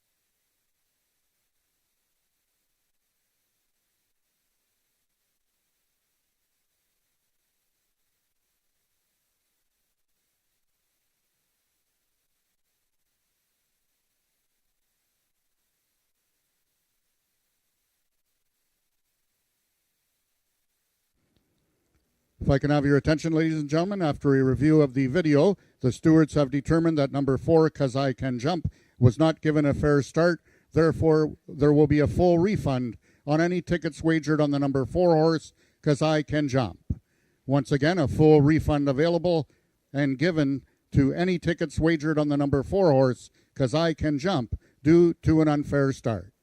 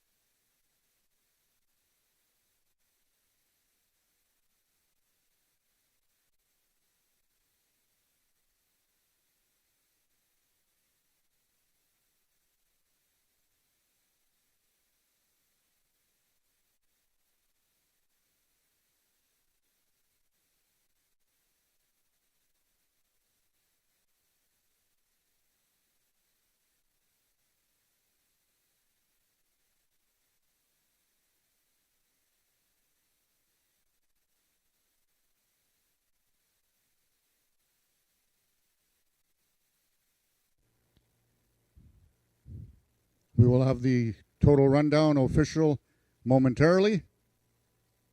Once we take the number 4 horse, 'Cause I Can Jump, out of the pool.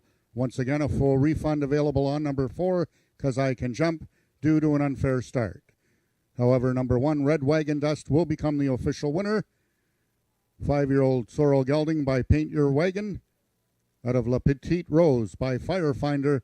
Foaled in Ontario by Gary and Marlene McNichol. And owned and trained by Amanda McCormick. And ridden to victory by jockey Tony Phillips, his second win of the afternoon. Red Wagon Dust winning the distance with a time of 15.672 seconds, carrying a speed index of 86.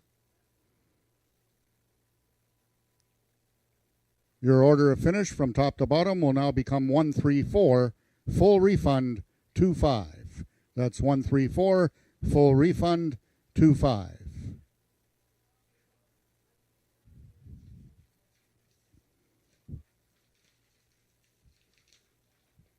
Payoffs will be up momentarily. However, the changes in race number 5, we have a vet scratch from your program. Number 4, Papi Chulo is a vet scratch and will not go postward in the 5th race.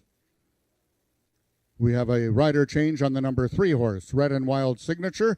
The new rider will be Helen Vanek, carrying a weight of 127 pounds.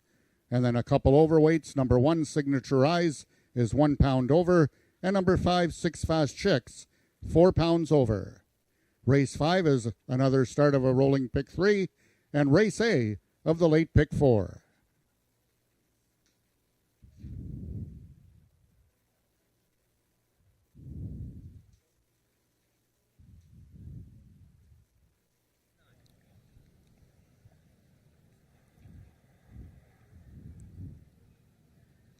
We are here with a special presentation.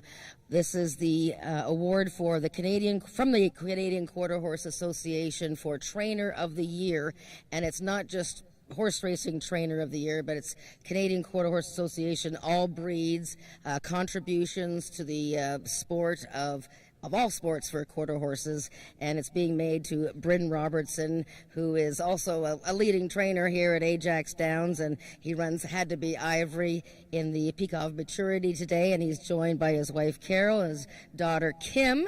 And Bob Broadstock is here to present to Bryn Robertson this beautiful belt buckle. Bob, tell us just a little bit about what this entails a bit, this award.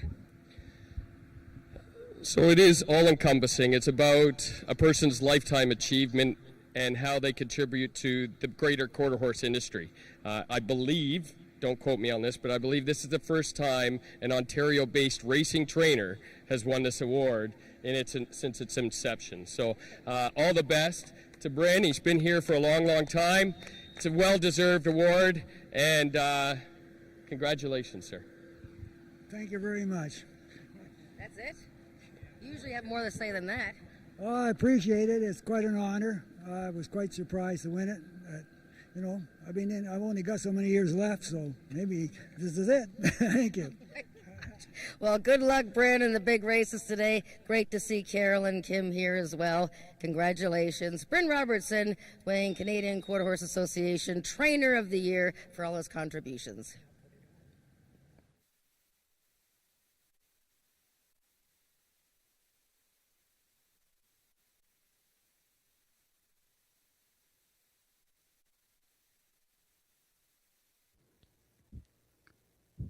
Once again, ladies and gentlemen, we do apologize for the tote delay.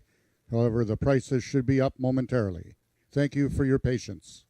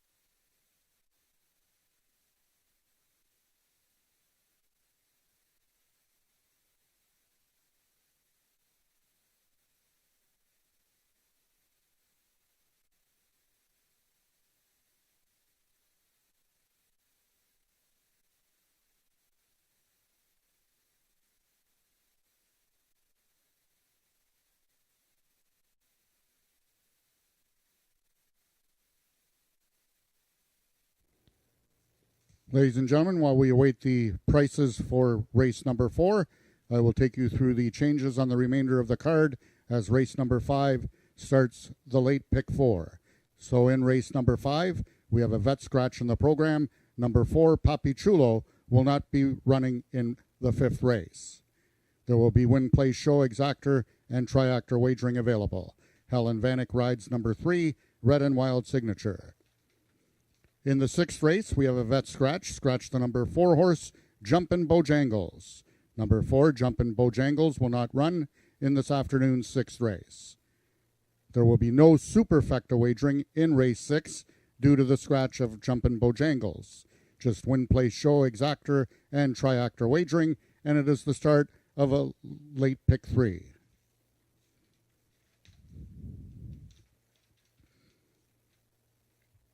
In the 7th race, we have an allowance race in race number 7 with a few overweights. Number 4, Blazing Magician. Number 5, Hanover Hill Linda, both 1 pound over.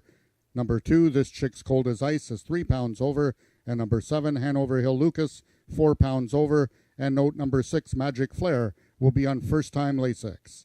Race 7 is the first half of the late daily double, and there is superfecta wagering on the 7th race. And then the 8th and feature race of the afternoon, that's the 9th running of the Peacock Maturity for 4-year-olds and upward, running for a purse of just under $30,000. In that race, there are numerous overweights. Number 1, Streakin' Little Wagon, 3 pounds over. Number 2, Maryland Magic, 1 pound over. Number 4, Country Boy 123, 3 pounds over. Number 5, Fury.com, 4 pounds over. Number 7, Had to Be Ivory, is carrying 124 pounds. Number 6, Jessa Prima Donna, 127 pounds. Number 8, Carneros, 1 pound over. And number 9, Country Fried Chicken, 3 pounds over.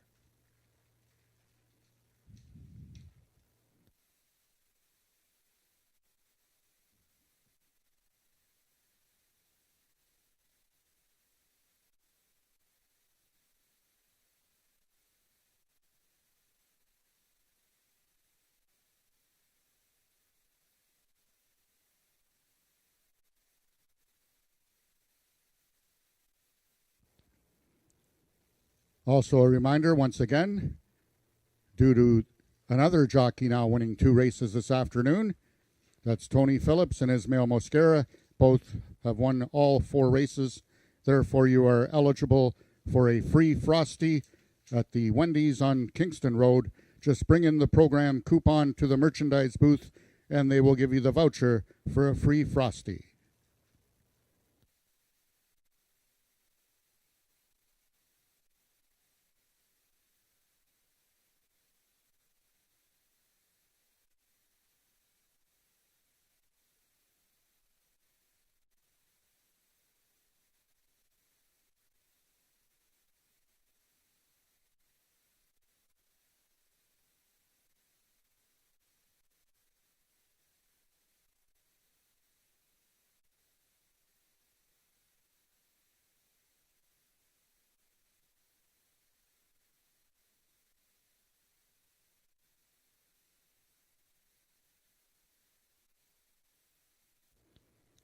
The prices are now up for race number 4. Red Wagon Dust returns $6.30 to win, $4.10 to place, $2.10 to show. Number 5, Waving Back at You, $4.70 to place, $2.30 to show. And number 2, Ms. Mexican Mouse, $2.50 to show. The 1.5 Exactor was $20.90. The 1.52 Triactor, $37.85. And the $1 Superfecta, 1523, paid $62.05.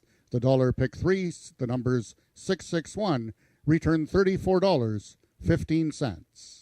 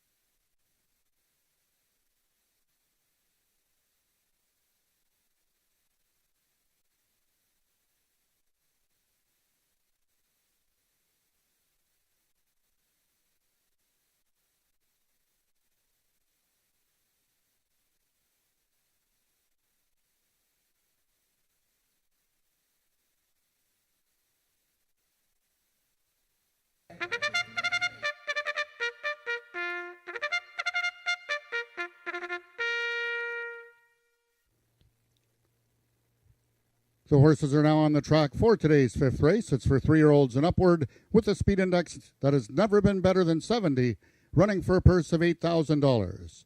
Number 1 is Howard Walton's Signature Eyes. The conditioner is Rick Kennedy, the jockey Brian Bell. Number 2 is Shifting Tides, owned by the partnership of Scott Reed and John Wilson, trained by Scott Reed, and ridden by Carly Furlonger. Number 3, Howard Walton's Red and Wild Signature, trained by Rick Kennedy, and ridden today by jockey Helen Vanek. Scratch number 4, Papi Chulo, and number 5 is Six Fast Chicks, owned and trained by Peggy Byrne, the mount to Rachel Isaacs. That is your field for the fifth race, going a distance of 300 yards. 4 minutes till post time. Race 5 is the start of another pick 3, and race A of your late pick 4.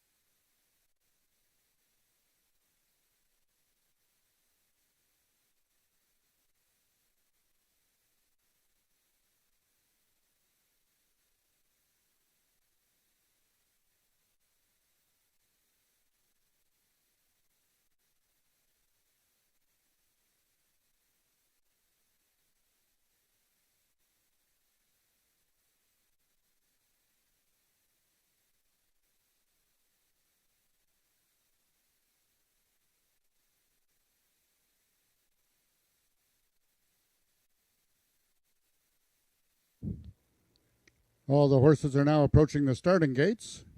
They'll be loading shortly.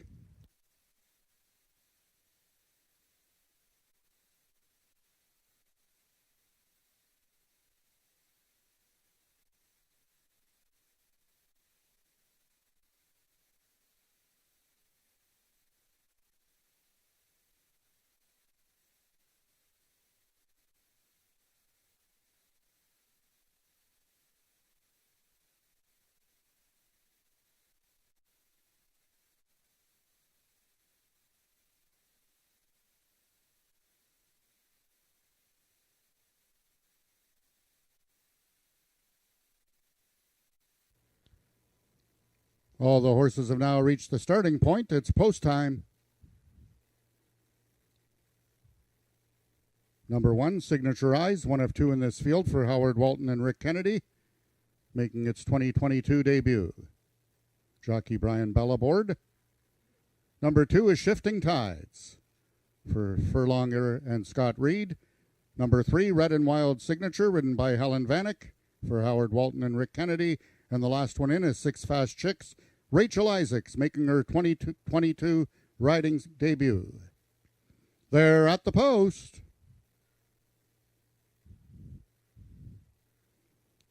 Fractious in the gate is 6 Fast Chicks. And they're off. Coming out together were Signature Eyes and Shifting Tides. Those 2. Third is Red and Wild Signature, and the trailer is 6 Fast Chicks. Under right-handed urging, Shifting Tides has taken over from Signature Eyes, but here comes Red and Wild Signature bobbing heads at the finish. It's Red and Wild Signature to win it over Shifting Tides. Signature Eyes completes the triactor. Race 5 numbers unofficial, 3-2-1.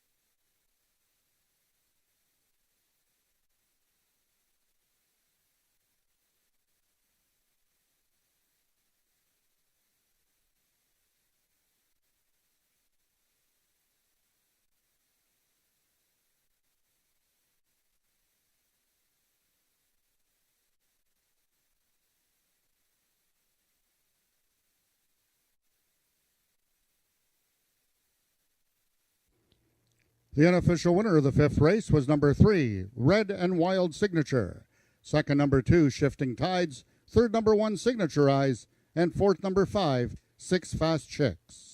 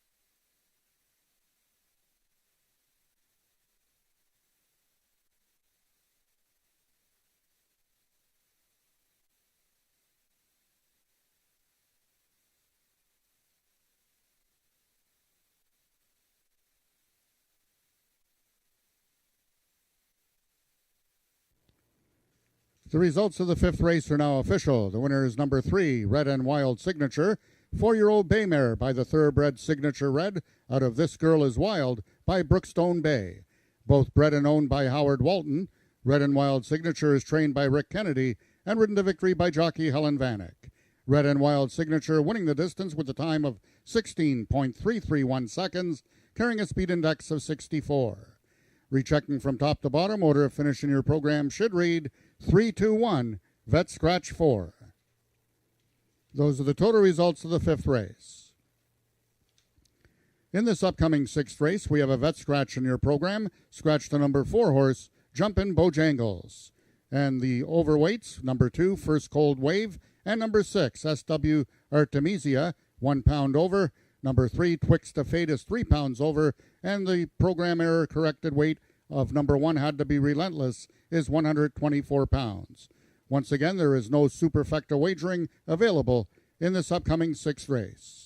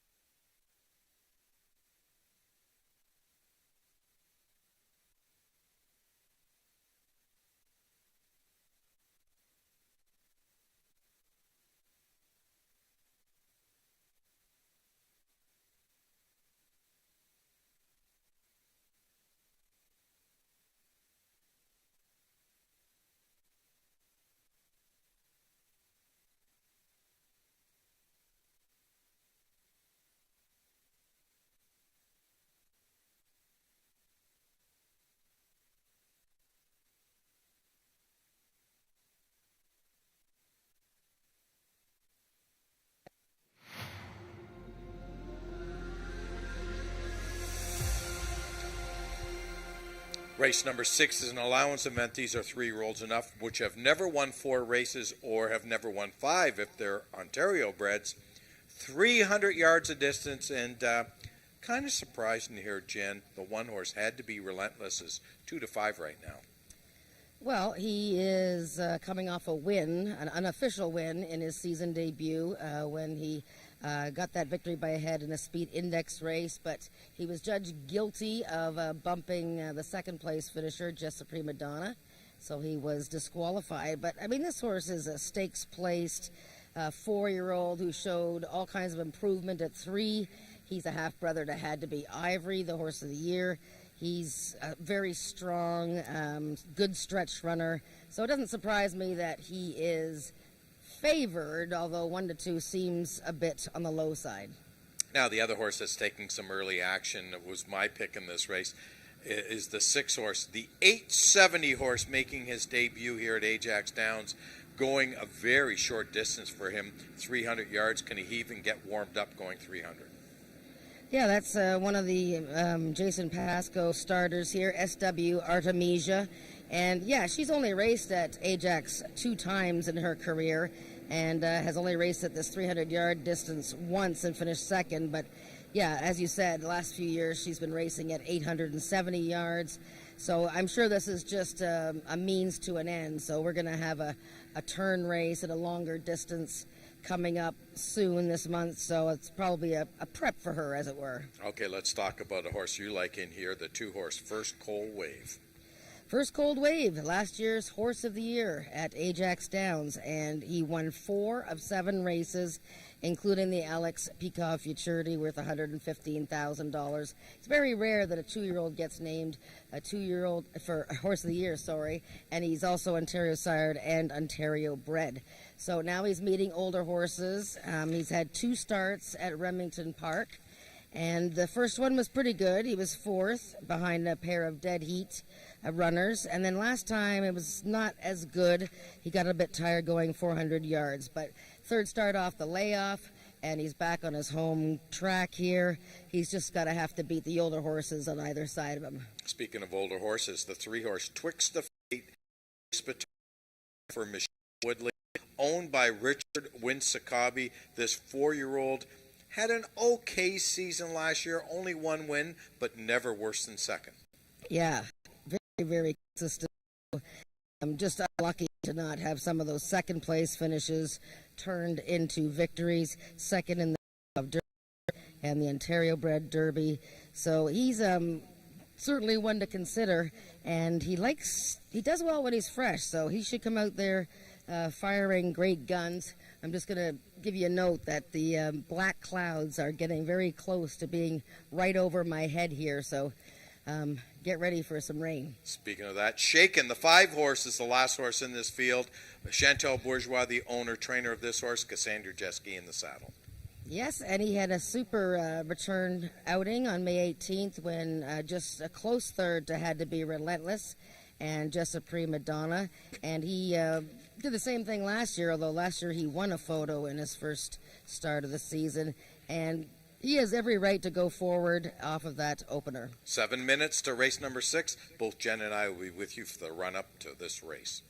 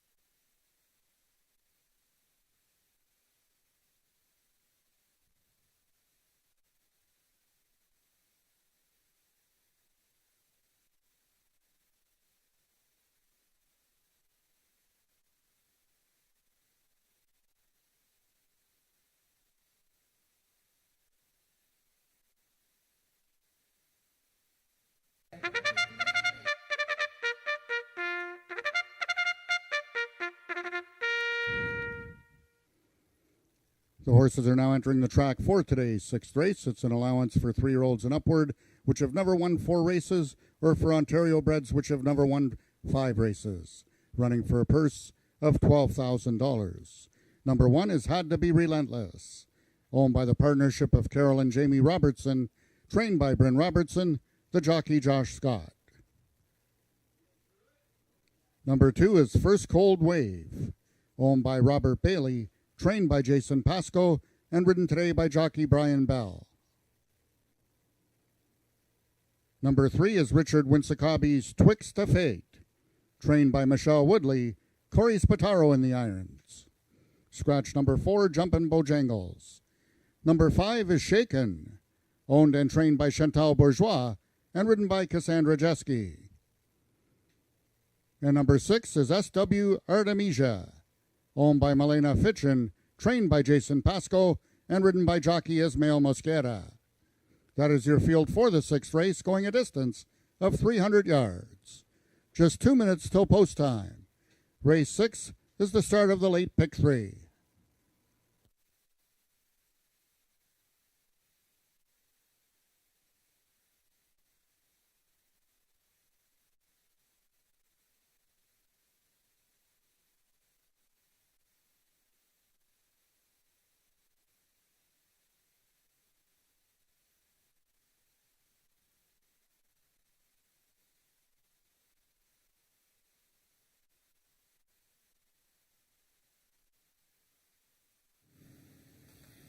Race number 6, the start of the late pick 3, and we got a nice field of 5 horses in here, Jen. I'm a little surprised, though, that the one horse Had to Be Relentless has been consistently the overwhelming favorite in this race. He ran a big race last time, but, geez, I got to think that this is a tougher field.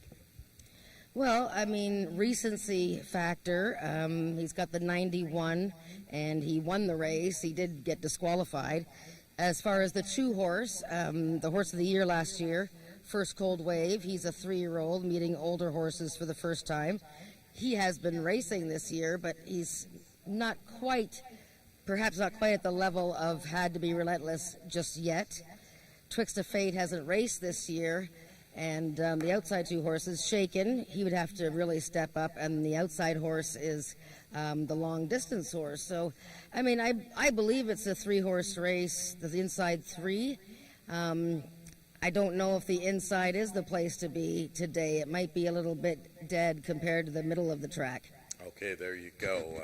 Horses are coming to the gate in any minute right now. It is post time on the board, the start of today's late pick 3. And, of course, the feature race on today, Carter Racing, is the 9th running of the Peacock Maturity, race number 8 on today's card. Good luck with your wagering.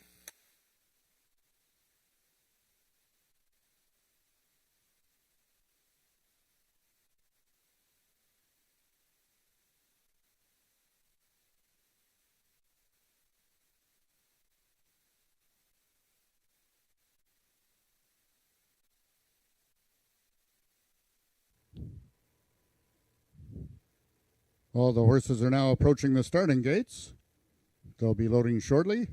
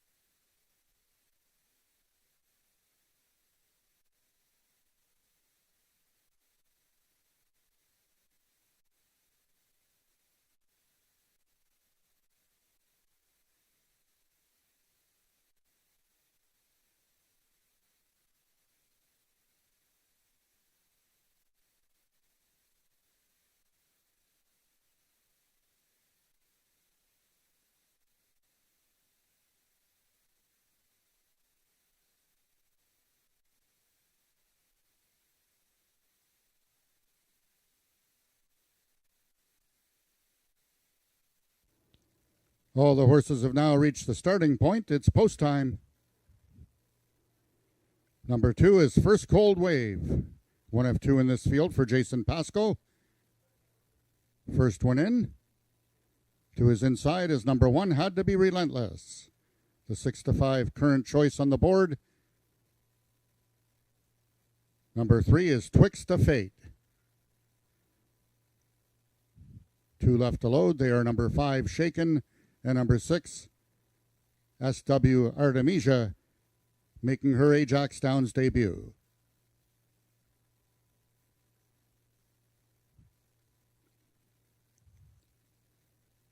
Shaken goes in, as does SW Artemisia. They're at the post, and they're off. Stumbling at the start was First Cold Wave. In the center is Twixt of Fate with the early advantage. To the inside is Had to Be Relentless, and between them is First Cold Wave, and a lot of running will have to be done by Shaken and SW Artemisia, but this one's all over. Twixt of Fate is going to go wire to wire. Second was Had to Be Relentless.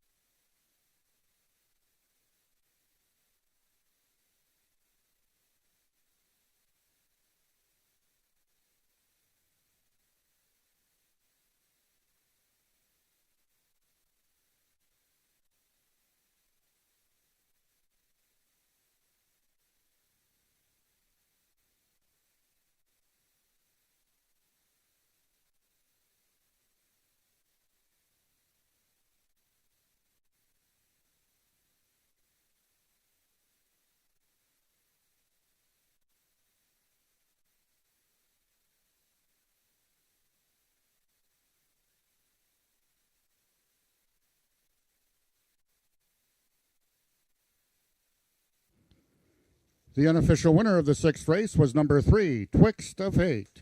Second was number 1, Had to Be Relentless. Third, number 2, First Cold Wave. And fourth, number 6, SW Artemisia.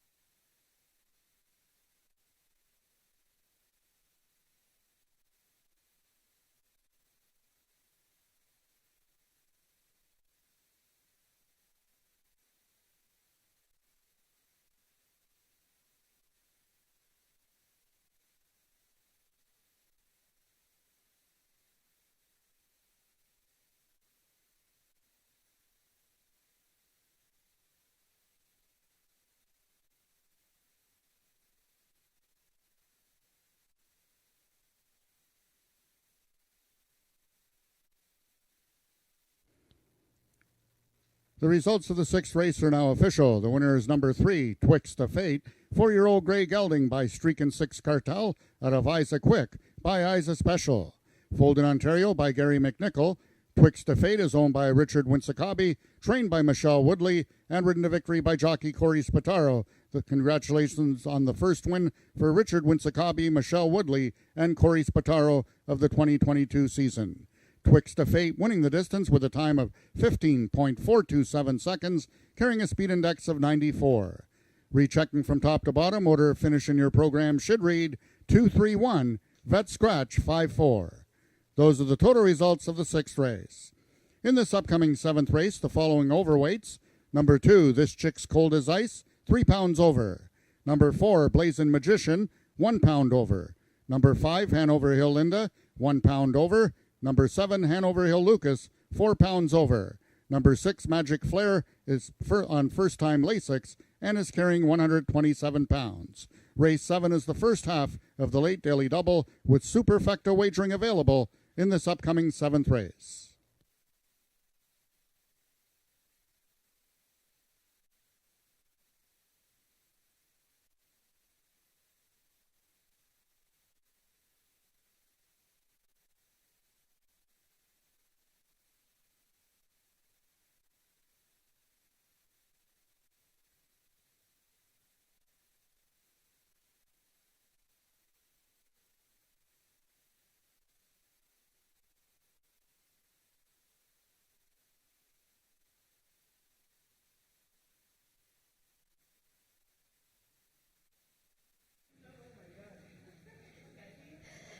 Well, Twixt of Fate, what an authoritative victory here. And Corey Spataro, the winning rider, is joining me. And congratulations to Richard Winsakabi and trainer Michelle Woodley. We had to come undercover here because the heavens opened and it's raining pretty hard at the moment, although it's lightening up.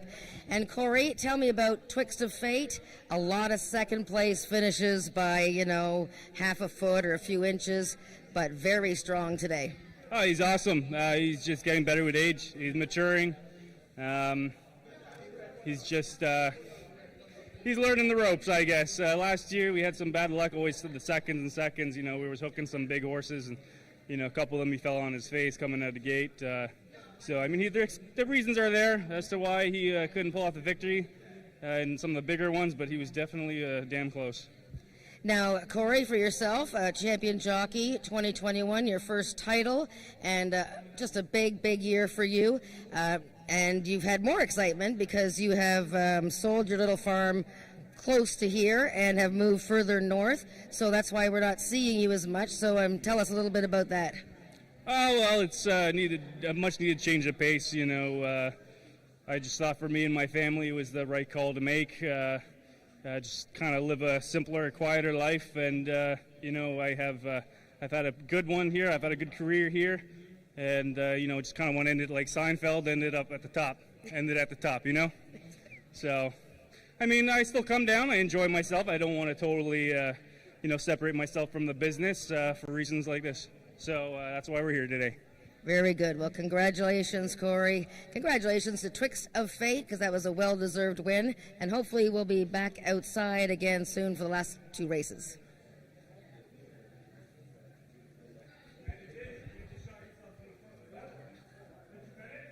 Oh, I don't know. Oops.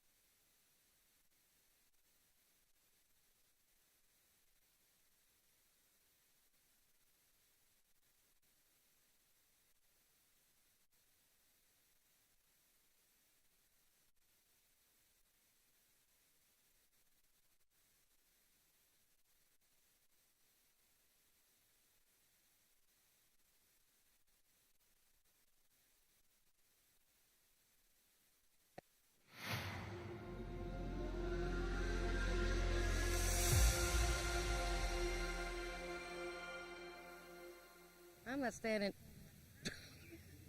Race number 7 coming up, an allowance event. These are Ontario Sire 3-year-olds and up, which have never won 2 races lifetime. And the favorite in here is the 3-horse Boogie Wheels. If this horse wins, I don't know. I've chased this horse so much. I've given up on this horse. No moss, no moss, no moss, baby. Well, he has been second or third 6 times in his last 7 starts. And in his season debut, I showed the replay during our pregame show and that he stumbled pretty badly coming out of the gate. And I thought he finished very well, but I can see where you're coming from. He's a horse that tends to go out of his way to not win, and 9-5 would be pretty low odds to take, but he's definitely a top 3 contender. If this horse wins too, that would be the hat trick for TP. So, and he got off to a really slow start this year, but winning 3 races would be great. Both you and I like Magic Flair, Helen Vanek, Craig Spada. Yeah, this is a very well-built, good-sized, strong filly, and her season debut was excellent. The distance was a bit short for her that day, 250 yards, and now she gets to stretch out a bit. She finished really strongly in that event behind Raptor, who came back after that win to run well again. Okay, talk to me about the 5-horse, Hanover Hill Linda. I think that might have been a mistake. I think we talked about that before. You did pick Magic Flair, but in the program, they do say the 5-horse. So what are your thoughts on Hanover Hill Linda? Well, I picked Hanover Hill Linda on May 18th, and actually so did a lot of people because she went off as the favorite. And she ran hard, and look at the horse that she was third to, a neck and a head behind, SW Snow Magically Cool, who won one of the Princess Derby trials earlier today. She's a very compact, speedy filly, tries hard. I just didn't pick her on top today, but yes, I think when I was counting, putting my picks in, I put 5 instead of 6. So. Okay, let's talk about the 4-horse Blazing Magician. Ismael Mascara also looking for today's hat trick. He's had 2 winners already on today's card. This 3-year-old gelding by Maryland Magic. His daddy's running in the stake next race. That's right. Maryland Magic's in the peak of maturity, and Blazing Magician, well-meant maiden winner on May 18th after so many good races as a 2-year-old, and look at the odds that he was when he returned 15 cents on the dollar. The second place finisher, I'm a Quick Corona, won the first race today, and he makes a magnificent appearance here. There he is right there. You can see with the yellow number 4, he's a very pretty black gelding, and he's worth a look in the top 3 for sure. Okay. One of the horses that I liked today was the 1-horse Night Leader. Not as crazy about him now as I was before the start of the day. I just don't think the inside's that good, Jen. Yeah, it might not be as firm a footing or as, easy to grip as the middle to outside of the track. We had a bit of a rain here that I had to dive for cover, but it stopped again, so I don't think anything really happened to the track. Night Leader was a top 2-year-old of last year, finished second to First Cold Wave a couple of times, and very speedy and very sharp from the gate. I like the workout time that he had April 24th, third fastest of 19. And if he did have any other post position, I'd use him in the trifecta. Yeah, I'm a little worried. Okay, that's our analysis for race number 7. We have 8 races on tap today. This is the start of the race being the race running of the 30 there here for 2 days, and then we're back for Father's Day on June 19th. The Sunday, mark that in your calendar. 19th, Father's Day. We're here, live person here at AjaxDowns. Good luck with wagering in race number 7.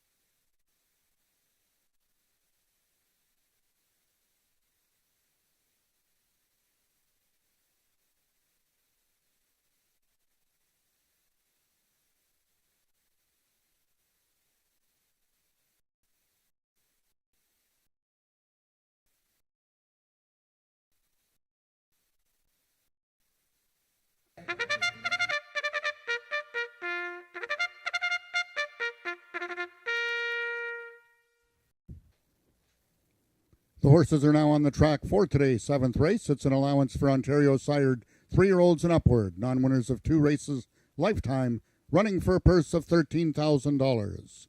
Number 1, Night Leader, owned by the partnership of John Wilson and Scott Reed, trained by Scott Reed, and ridden by Carly Furlonger.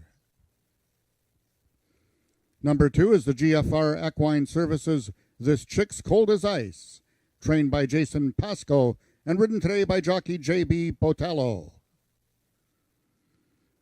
Number 3 is Bogey Wheels, owned by James Bogar, trained by Barry Wood, and ridden by jockey Tony Phillips. Number 4 is Blazin' Magician, owned by Milena Fitchin, trained by Jason Pasco, the jockey Ismael Mosquera. Number 5 is the Peacock Cattle Company's Hanover Hill Linda, trained by Joe Tavares, Brian Bell in the irons. Number 6 is Magic Flare, owned and trained by Craig Spada and ridden by Helen Vanek. And number 7, also the Peacock Cattle Company's Hanover Hill Lucas, trained by Joe Tavares and ridden today by jockey Rachel Isaacs. That is your field for the 7th race, going a distance of 300 yards. 4 minutes till post time. Race 7 is the first half of the late daily double and superfecta wagering available in this upcoming 7th race.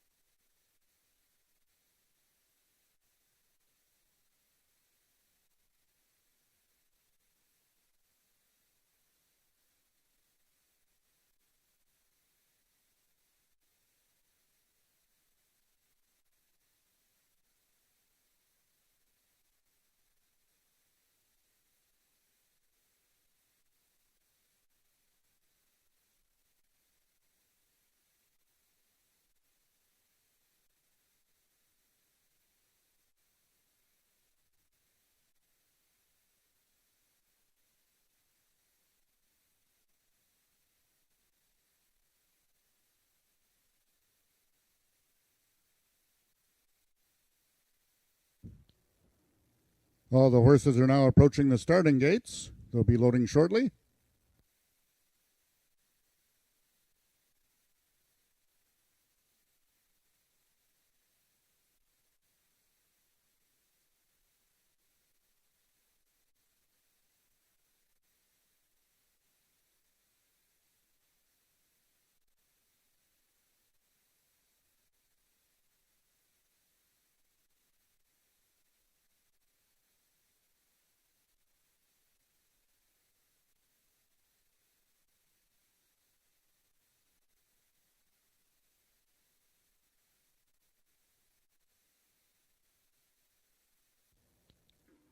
All the horses have now reached the starting point. It's post time.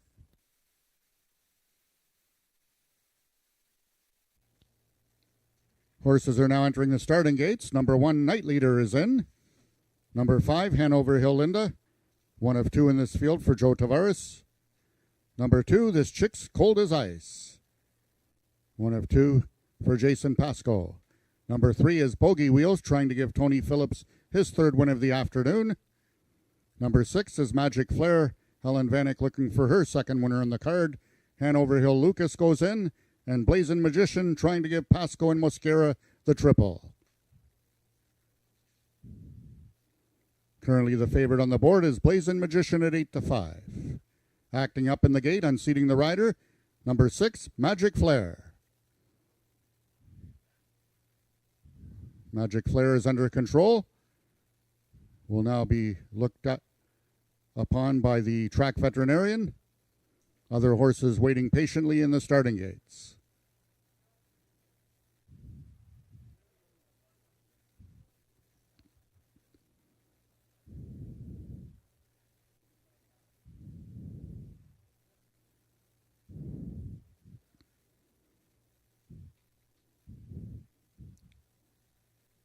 Magic Flare has been given the green light.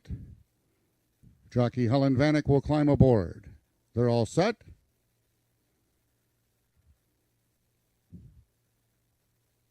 They're at the post. And they're off. Out quickest in the center was Blazing Magician. To his inside is Night Leader. Between horses, This Chick's Cold as Ice, but Blazing Magician and Night Leader accelerating on the inside. It's turned into a match race. Night Leader on the inside, Blazing Magician in the center. Night Leader wins it. Blazing Magician was second. We've got a show photograph between This Chick's Cold as Ice and Hanover Hill Linda.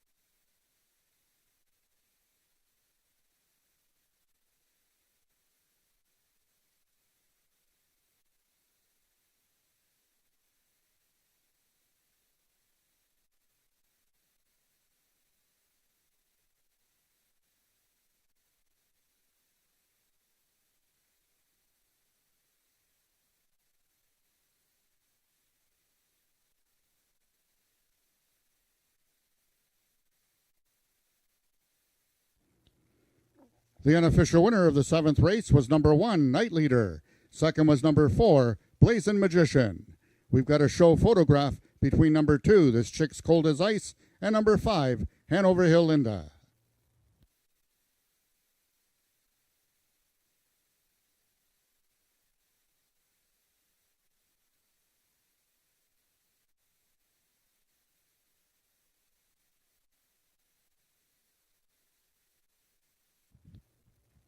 In the show photograph, it was number 2, This Chick's Cold as Ice was third, and fourth number 5, Hanover Hill Linda.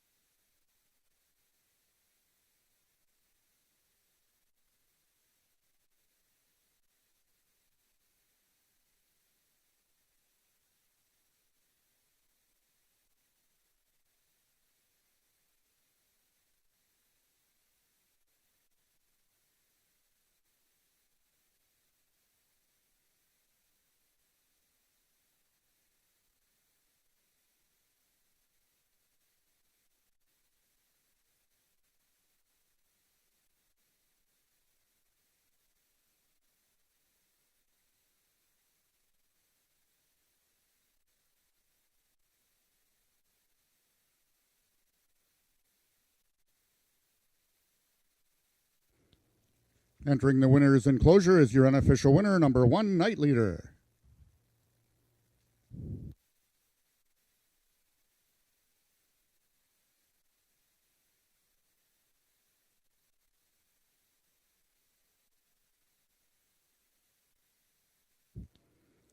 The results of the 7th race are now official. The winner is number 1, Night Leader, 3-year-old bay gelding by Al Night Shift, out of Bajillion by Special Leader.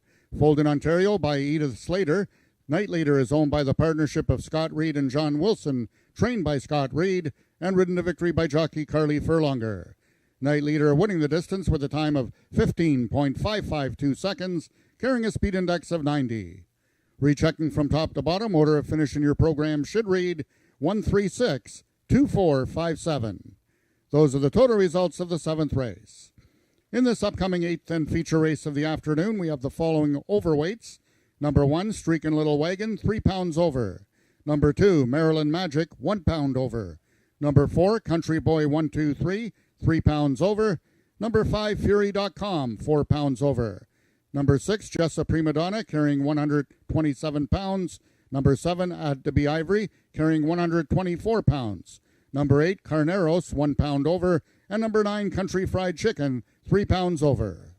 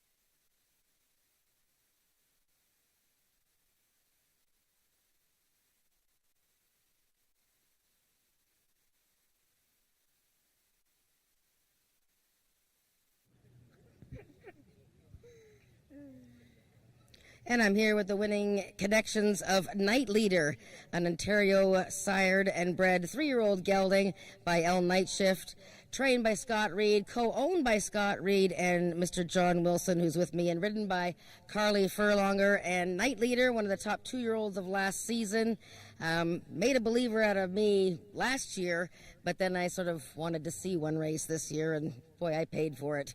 Carly, he looked like he broke sharply, and he was just long gone.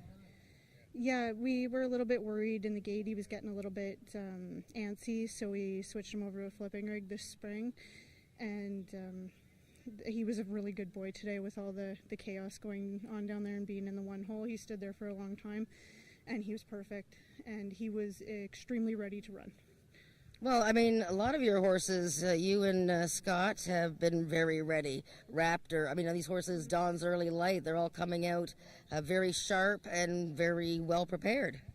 Yeah, we're doing a lot of work and trying to make them as ready as they can, and I think they're running very well right now. Yeah, well, you're riding very well, so congratulations, Carly. And I'll talk to Mr. Wilson, who has lots of good horses and continues to buy horses and race at Ajax, and we appreciate that. Mr. Wilson, tell me about Night Leader. He won the Ontario Bred Futurity last year, raced against First Cold Wave so well. Do you have high hopes for him? Well, did you have high hopes for him in this opener? Yeah, I think he's going to be a great guy. He had to take the rest of the year off and didn't run in the finals last year, but he's back strong. He's feeling good. Carly's doing a great job, and Scott's got him in great shape. So we're all set. And how many horses would we see you race this year? Probably 4 or 5. So I had 4 out today, and Carly did a great job, and Scott's done a great job. So we had a great day. That's great. And you bought my book. Yeah, I have a new book to read tonight. There you go. See, you got rewarded for buying my book. Thank you. Well, thank you and congratulations, Mr. Wilson. And congratulations to Scott Reed, Carly Furlonger, and of course, Night Leader, who looked so good winning the 7th race. We have the Peak of Maturity coming up very soon.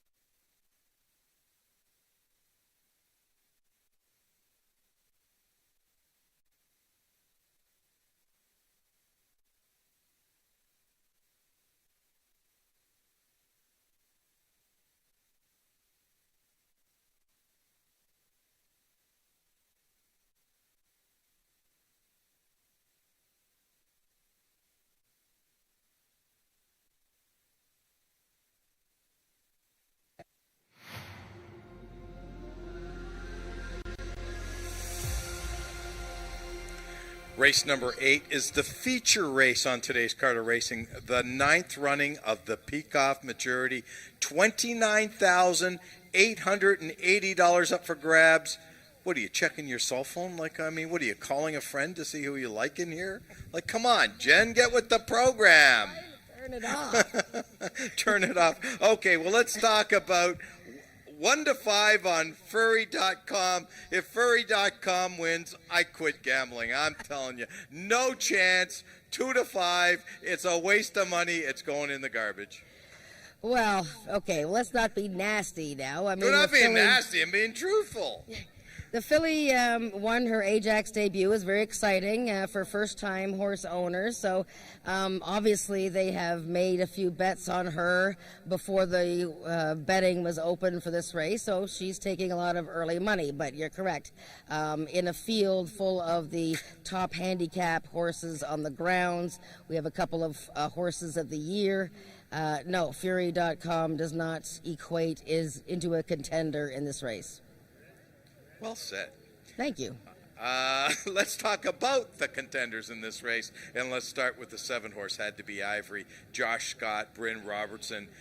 What can I say? 16 wins and 22 starts, 280 in the bank. Yep, and the connections are very confident that he's ready to go. He's had a couple of fast workouts.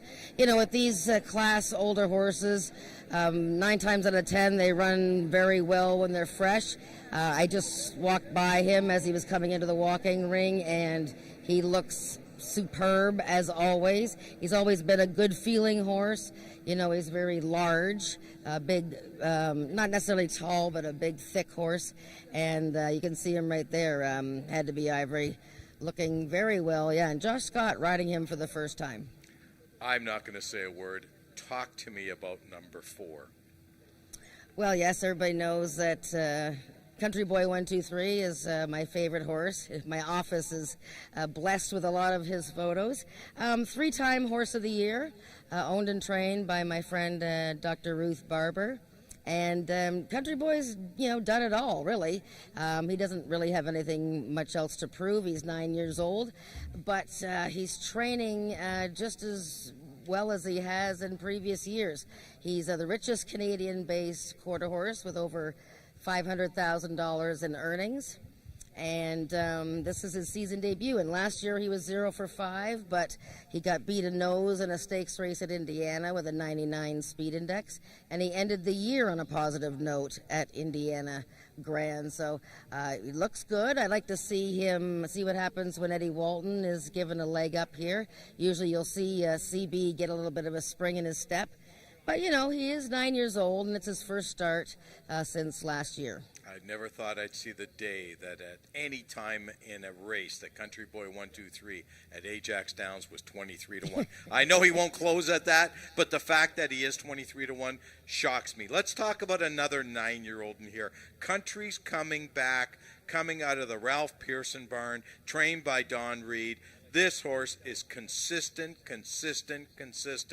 8 starts last year, 8 times in the money, only 1 win, but got beat 6 times by a total of less than a length.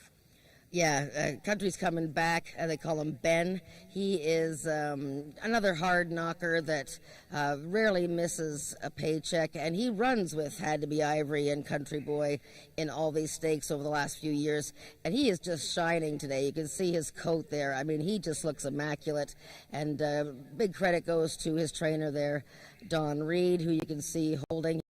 And like you said, he's owned by Ralph Pearson, and just a tremendous horse who is a beautiful one to use in trifectas and superfectas. I want to talk about the 1-horse, Streaking Little Wagon. This 4 a real hasn't had a lot of fun in her last at Remington Park, but she's back home now. She's 8 starts at AjaxDowns, 6 1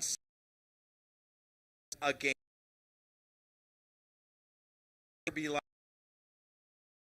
And she's running against the big boys in here, but she's a nice mare.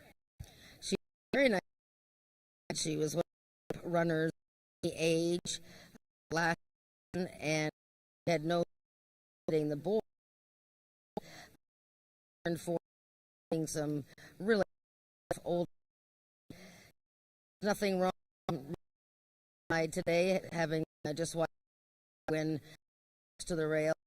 I still think it's a tough task for her.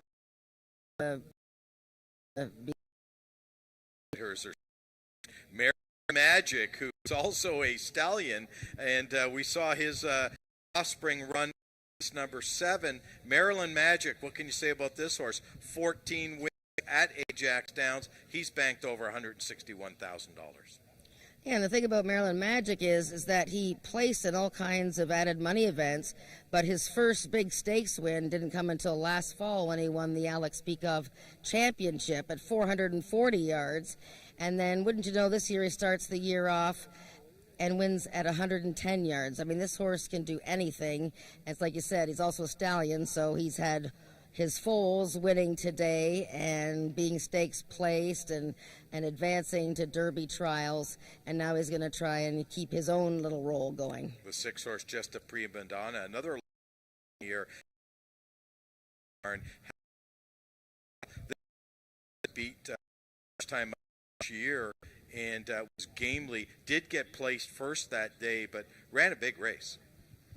Well, she ran a really big race. If I had time, I would have shown her replay, but when she was second to Had to Be Relentless on May 18th, I believe it was, Had to Be Relentless gave her the bump.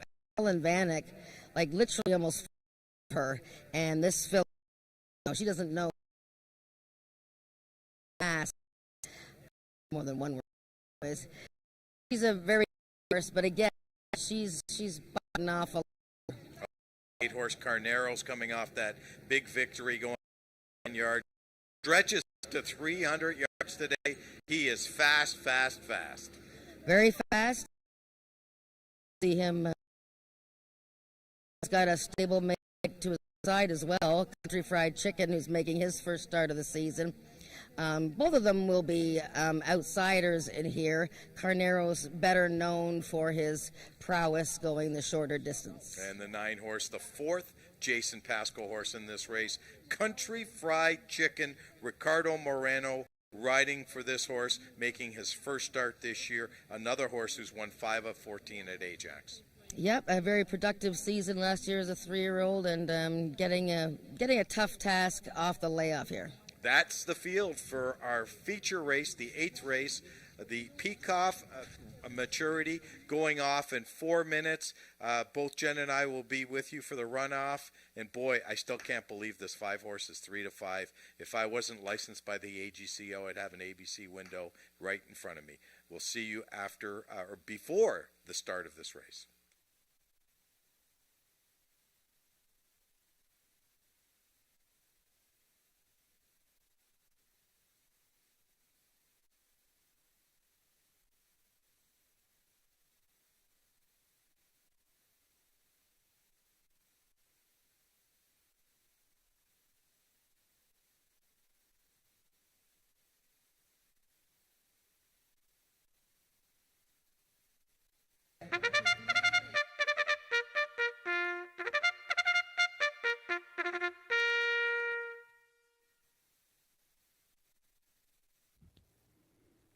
The horses are now parading onto the track for the 8th and feature race of the afternoon. It's the 9th running of the Peikoff Maturity for 4-year-olds and upward, running for a purse of $29,880. Number 1 is the GFR Equine Services Streakin' Lil Wagon, trained by Jason Pasco and ridden today by jockey J.B. Botello. Number 2 is Maryland Magic, owned by Milena Fitchin, trained by Jason Pasco and ridden by Ismael Mosquera. Number 3 is Country's Comin' Back, owned by Ralph Pearson, trained by Don Reed and ridden by Cassandra Jeske. Number 4 is Ruth Barber's Country Boy 123, the mount to Eddie Walton. Number 5 is Fury.com, owned by Mark Ryu, trained by Peggy Byrne, Rachel Isaacs in the saddle. Number 6 is Just a Prima Donna, owned by the partnership of Craig Spada and Isaac Fair, trained by Craig Spada and ridden by Helen Vanek.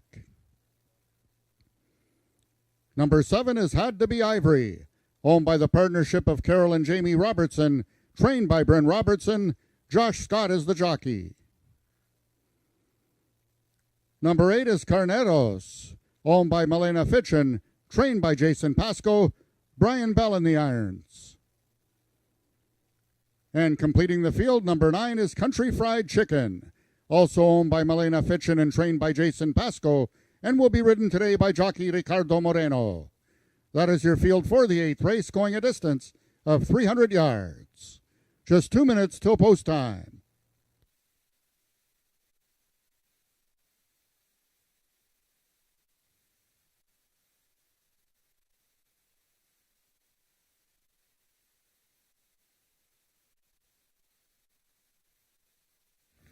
Okay, Jen, it's now showtime. 1 minute to post for the feature race here at Ajax Downs, the 9th running of the Peacock Maturity. Almost $30,000 up for grabs. What a race. I mean, this is going to be so, I'm so excited. I just can't believe it. What did you see in post parade that might tip you one way or the other? I saw a lot of classy older horses, and easily the standout on appearances as far as the way the horse was going out to the track was Had to Be Ivory. Number 7, he just looked absolutely glowing and like just a bomb ready to blow. He just looked amazing, and he's just not getting wet at all. On the other hand, number 6, Jessa Prima Donna, was getting quite warm and looking like she was a bit rattled there. So the 7 looked amazing. Country Boy 123, very focused, looked good. Country's coming back. Maryland Magic. You expect the stakes horses, the class horses, to look good, and they all did. There you go, right from Jennifer at the rail here at Ajax Downs. It's now post time for our feature race. Let me remind everyone, we're back here next Wednesday, same station, same time, for another exciting day of quarter horse racing here at Canada's capital quarter horse racing racetrack, Ajax Downs. Good luck with your wagering.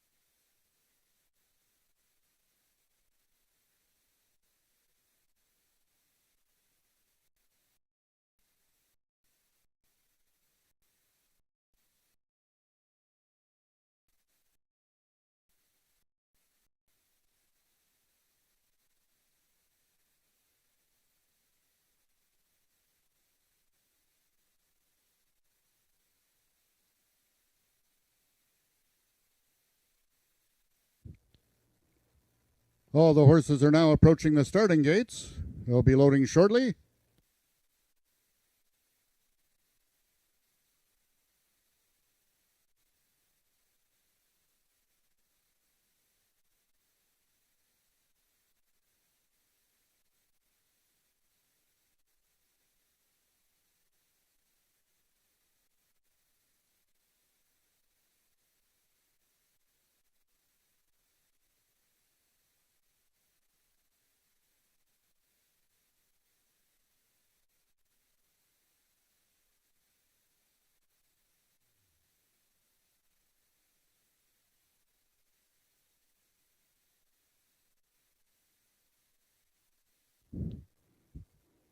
All the horses have now reached the starting gates. It's post time. And number 1, Streaking Little Wagon, is in. 1 of 4 in this field for Jason Pasco. Number 5 is Fury.com. Coming off its maiden victory last time out. Number 6 is Jessa Prima Donna. Number 2, Maryland Magic. 3 is Country's Coming Back. 7 Had to Be Ivory, currently the public's choice at 7-5 on the board. There goes Country Boy 123, the richest quarter horse in Canadian history. Number 8 is Carneros, and the last one in will be number 9, Country Fried Chicken. We're all set in the 9th running of the Peacock Maturity. They're at the post.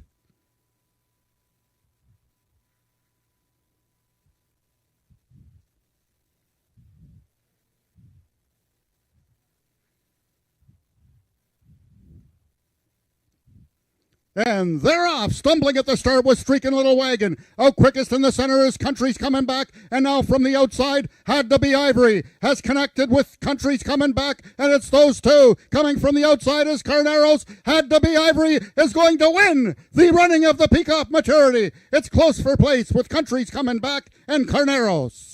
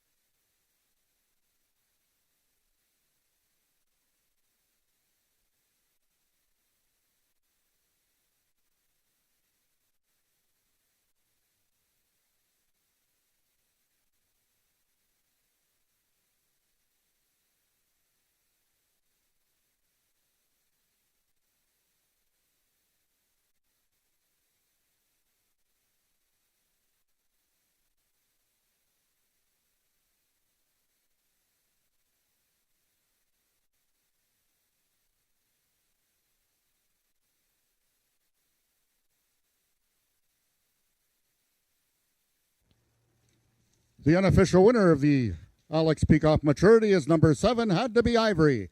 It was number 8, Carneros, getting up for second over number 3, Country's Coming Back, finishing third, and number 1, Streaking Little Wagon, finished fourth.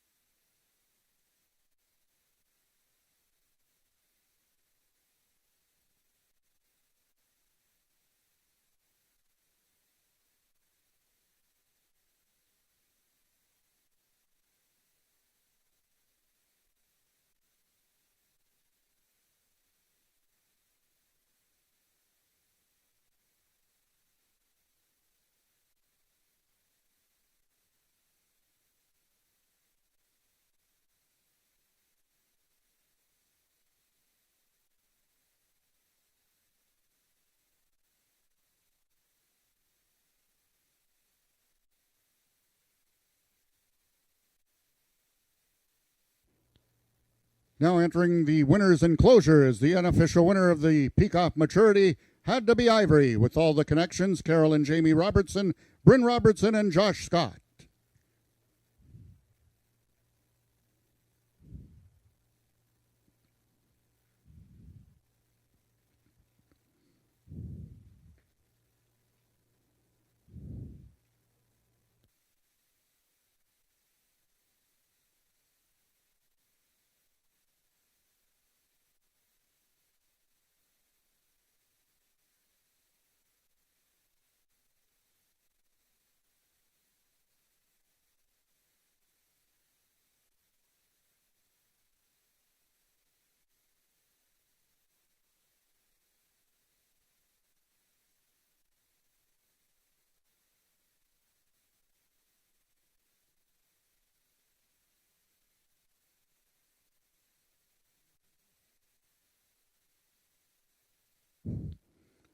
The results of the 8th race are now official. The winner of the Peacock Maturity is number 7, Had to be Ivory. 7-year-old Bay Gelding by Ivory James out of Had to be Fandango by Had to be Nuts. Bred in Ontario by the partnership of Carol and Jamie Robertson, which owns Had to be Ivory, trained by Bryn Robertson, and ridden to victory by jockey Josh Scott. Had to be Ivory winning the distance with a time of 15.214 seconds, carrying a speed index of 102. Second was number 8, Carneros. Third, number 3, Country's Coming Back. And fourth, number 1, Streakin' Little Wagon. Rechecking from top to bottom, order of finish in your program should read 453-789-126. Those are the total results of the 8th race. Ladies and gentlemen, that concludes our day of live racing here at AjaxDowns. Until next Wednesday, with first race post time at 1:30. Until then, this is Frank Ferrari wishing everyone a safe drive home.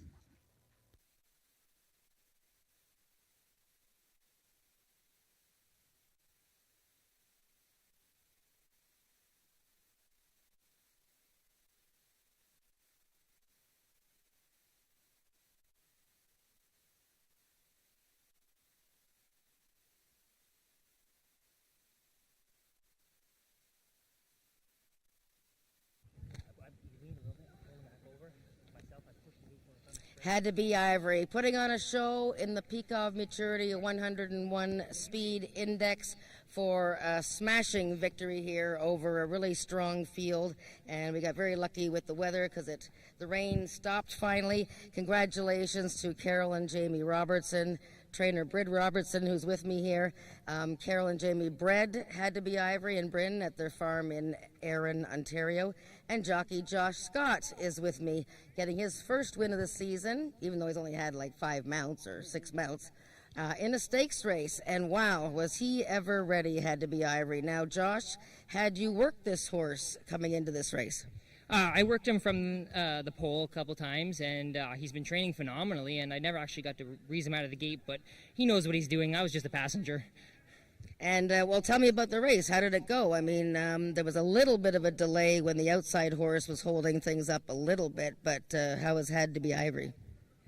He was a little bit leaning when I was in there, and it gave me the time to correct him properly, and then he just stood like a statue and then exploded out of there. And after that, I just let him go. That's pretty good to win your first win of the season in a stakes race. Yeah, I mean, I wouldn't be able to do it without great people like Bryn and the family who've given me opportunities that I haven't anywhere else, and so I could just thank them for everything they've done. I mean, North American leading trainer right here, so. There you go. Well, congratulations, Josh. Well done on Had to be Ivory. Bryn, big day for you. You've already got the nice belt buckle award, but a 7-year-old gelding now and getting him ready to fire his best shot like this after, being off since October. How do you do it? Well, we just do like we always do. We gallop pretty much every day. We run into the track, and Josh breezes him a couple of times, and he works good. But, he's a 7-year-old, and I think he's a great horse for us, and he worked phenomenal. And he just looked the part, like he's a horse that just looks like he's ready to race and ready to rumble every time he goes out there. Well, Josh did a great job on him. My son, he gallops him at home, and he does a good job. And then Jamie helps, and my wife feeds, and I stand there and tell him what to do sometimes. But other than that, it's a family affair and a good jockey. That's great. And we have a 2-year-old, had to be Ivy to look forward to, don't we? Well, yeah, we're kind of hoping for it. She's showing a little promise. Full sisters, Ivory, and every horse out of that mare is 888. So we're hoping that this mare will do it too. Well, that's great. Well, congratulations, Bryn. It's good to see you. Very great to see your wife, Carol, and Kim here, and everybody. It's a beautiful day for Had to Be Ivory. Thank you very much. Josh, Scott, and the Robertson family and Had to Be Ivory take the peak of maturity. It's going to be a fun year with these older horses, and congratulations to them. And congratulations to everybody who cashed a ticket today and had some fun trackside or wherever you were watching the races. And we invite you to come back next Wednesday and enjoy another fun day of racing with us. Good night.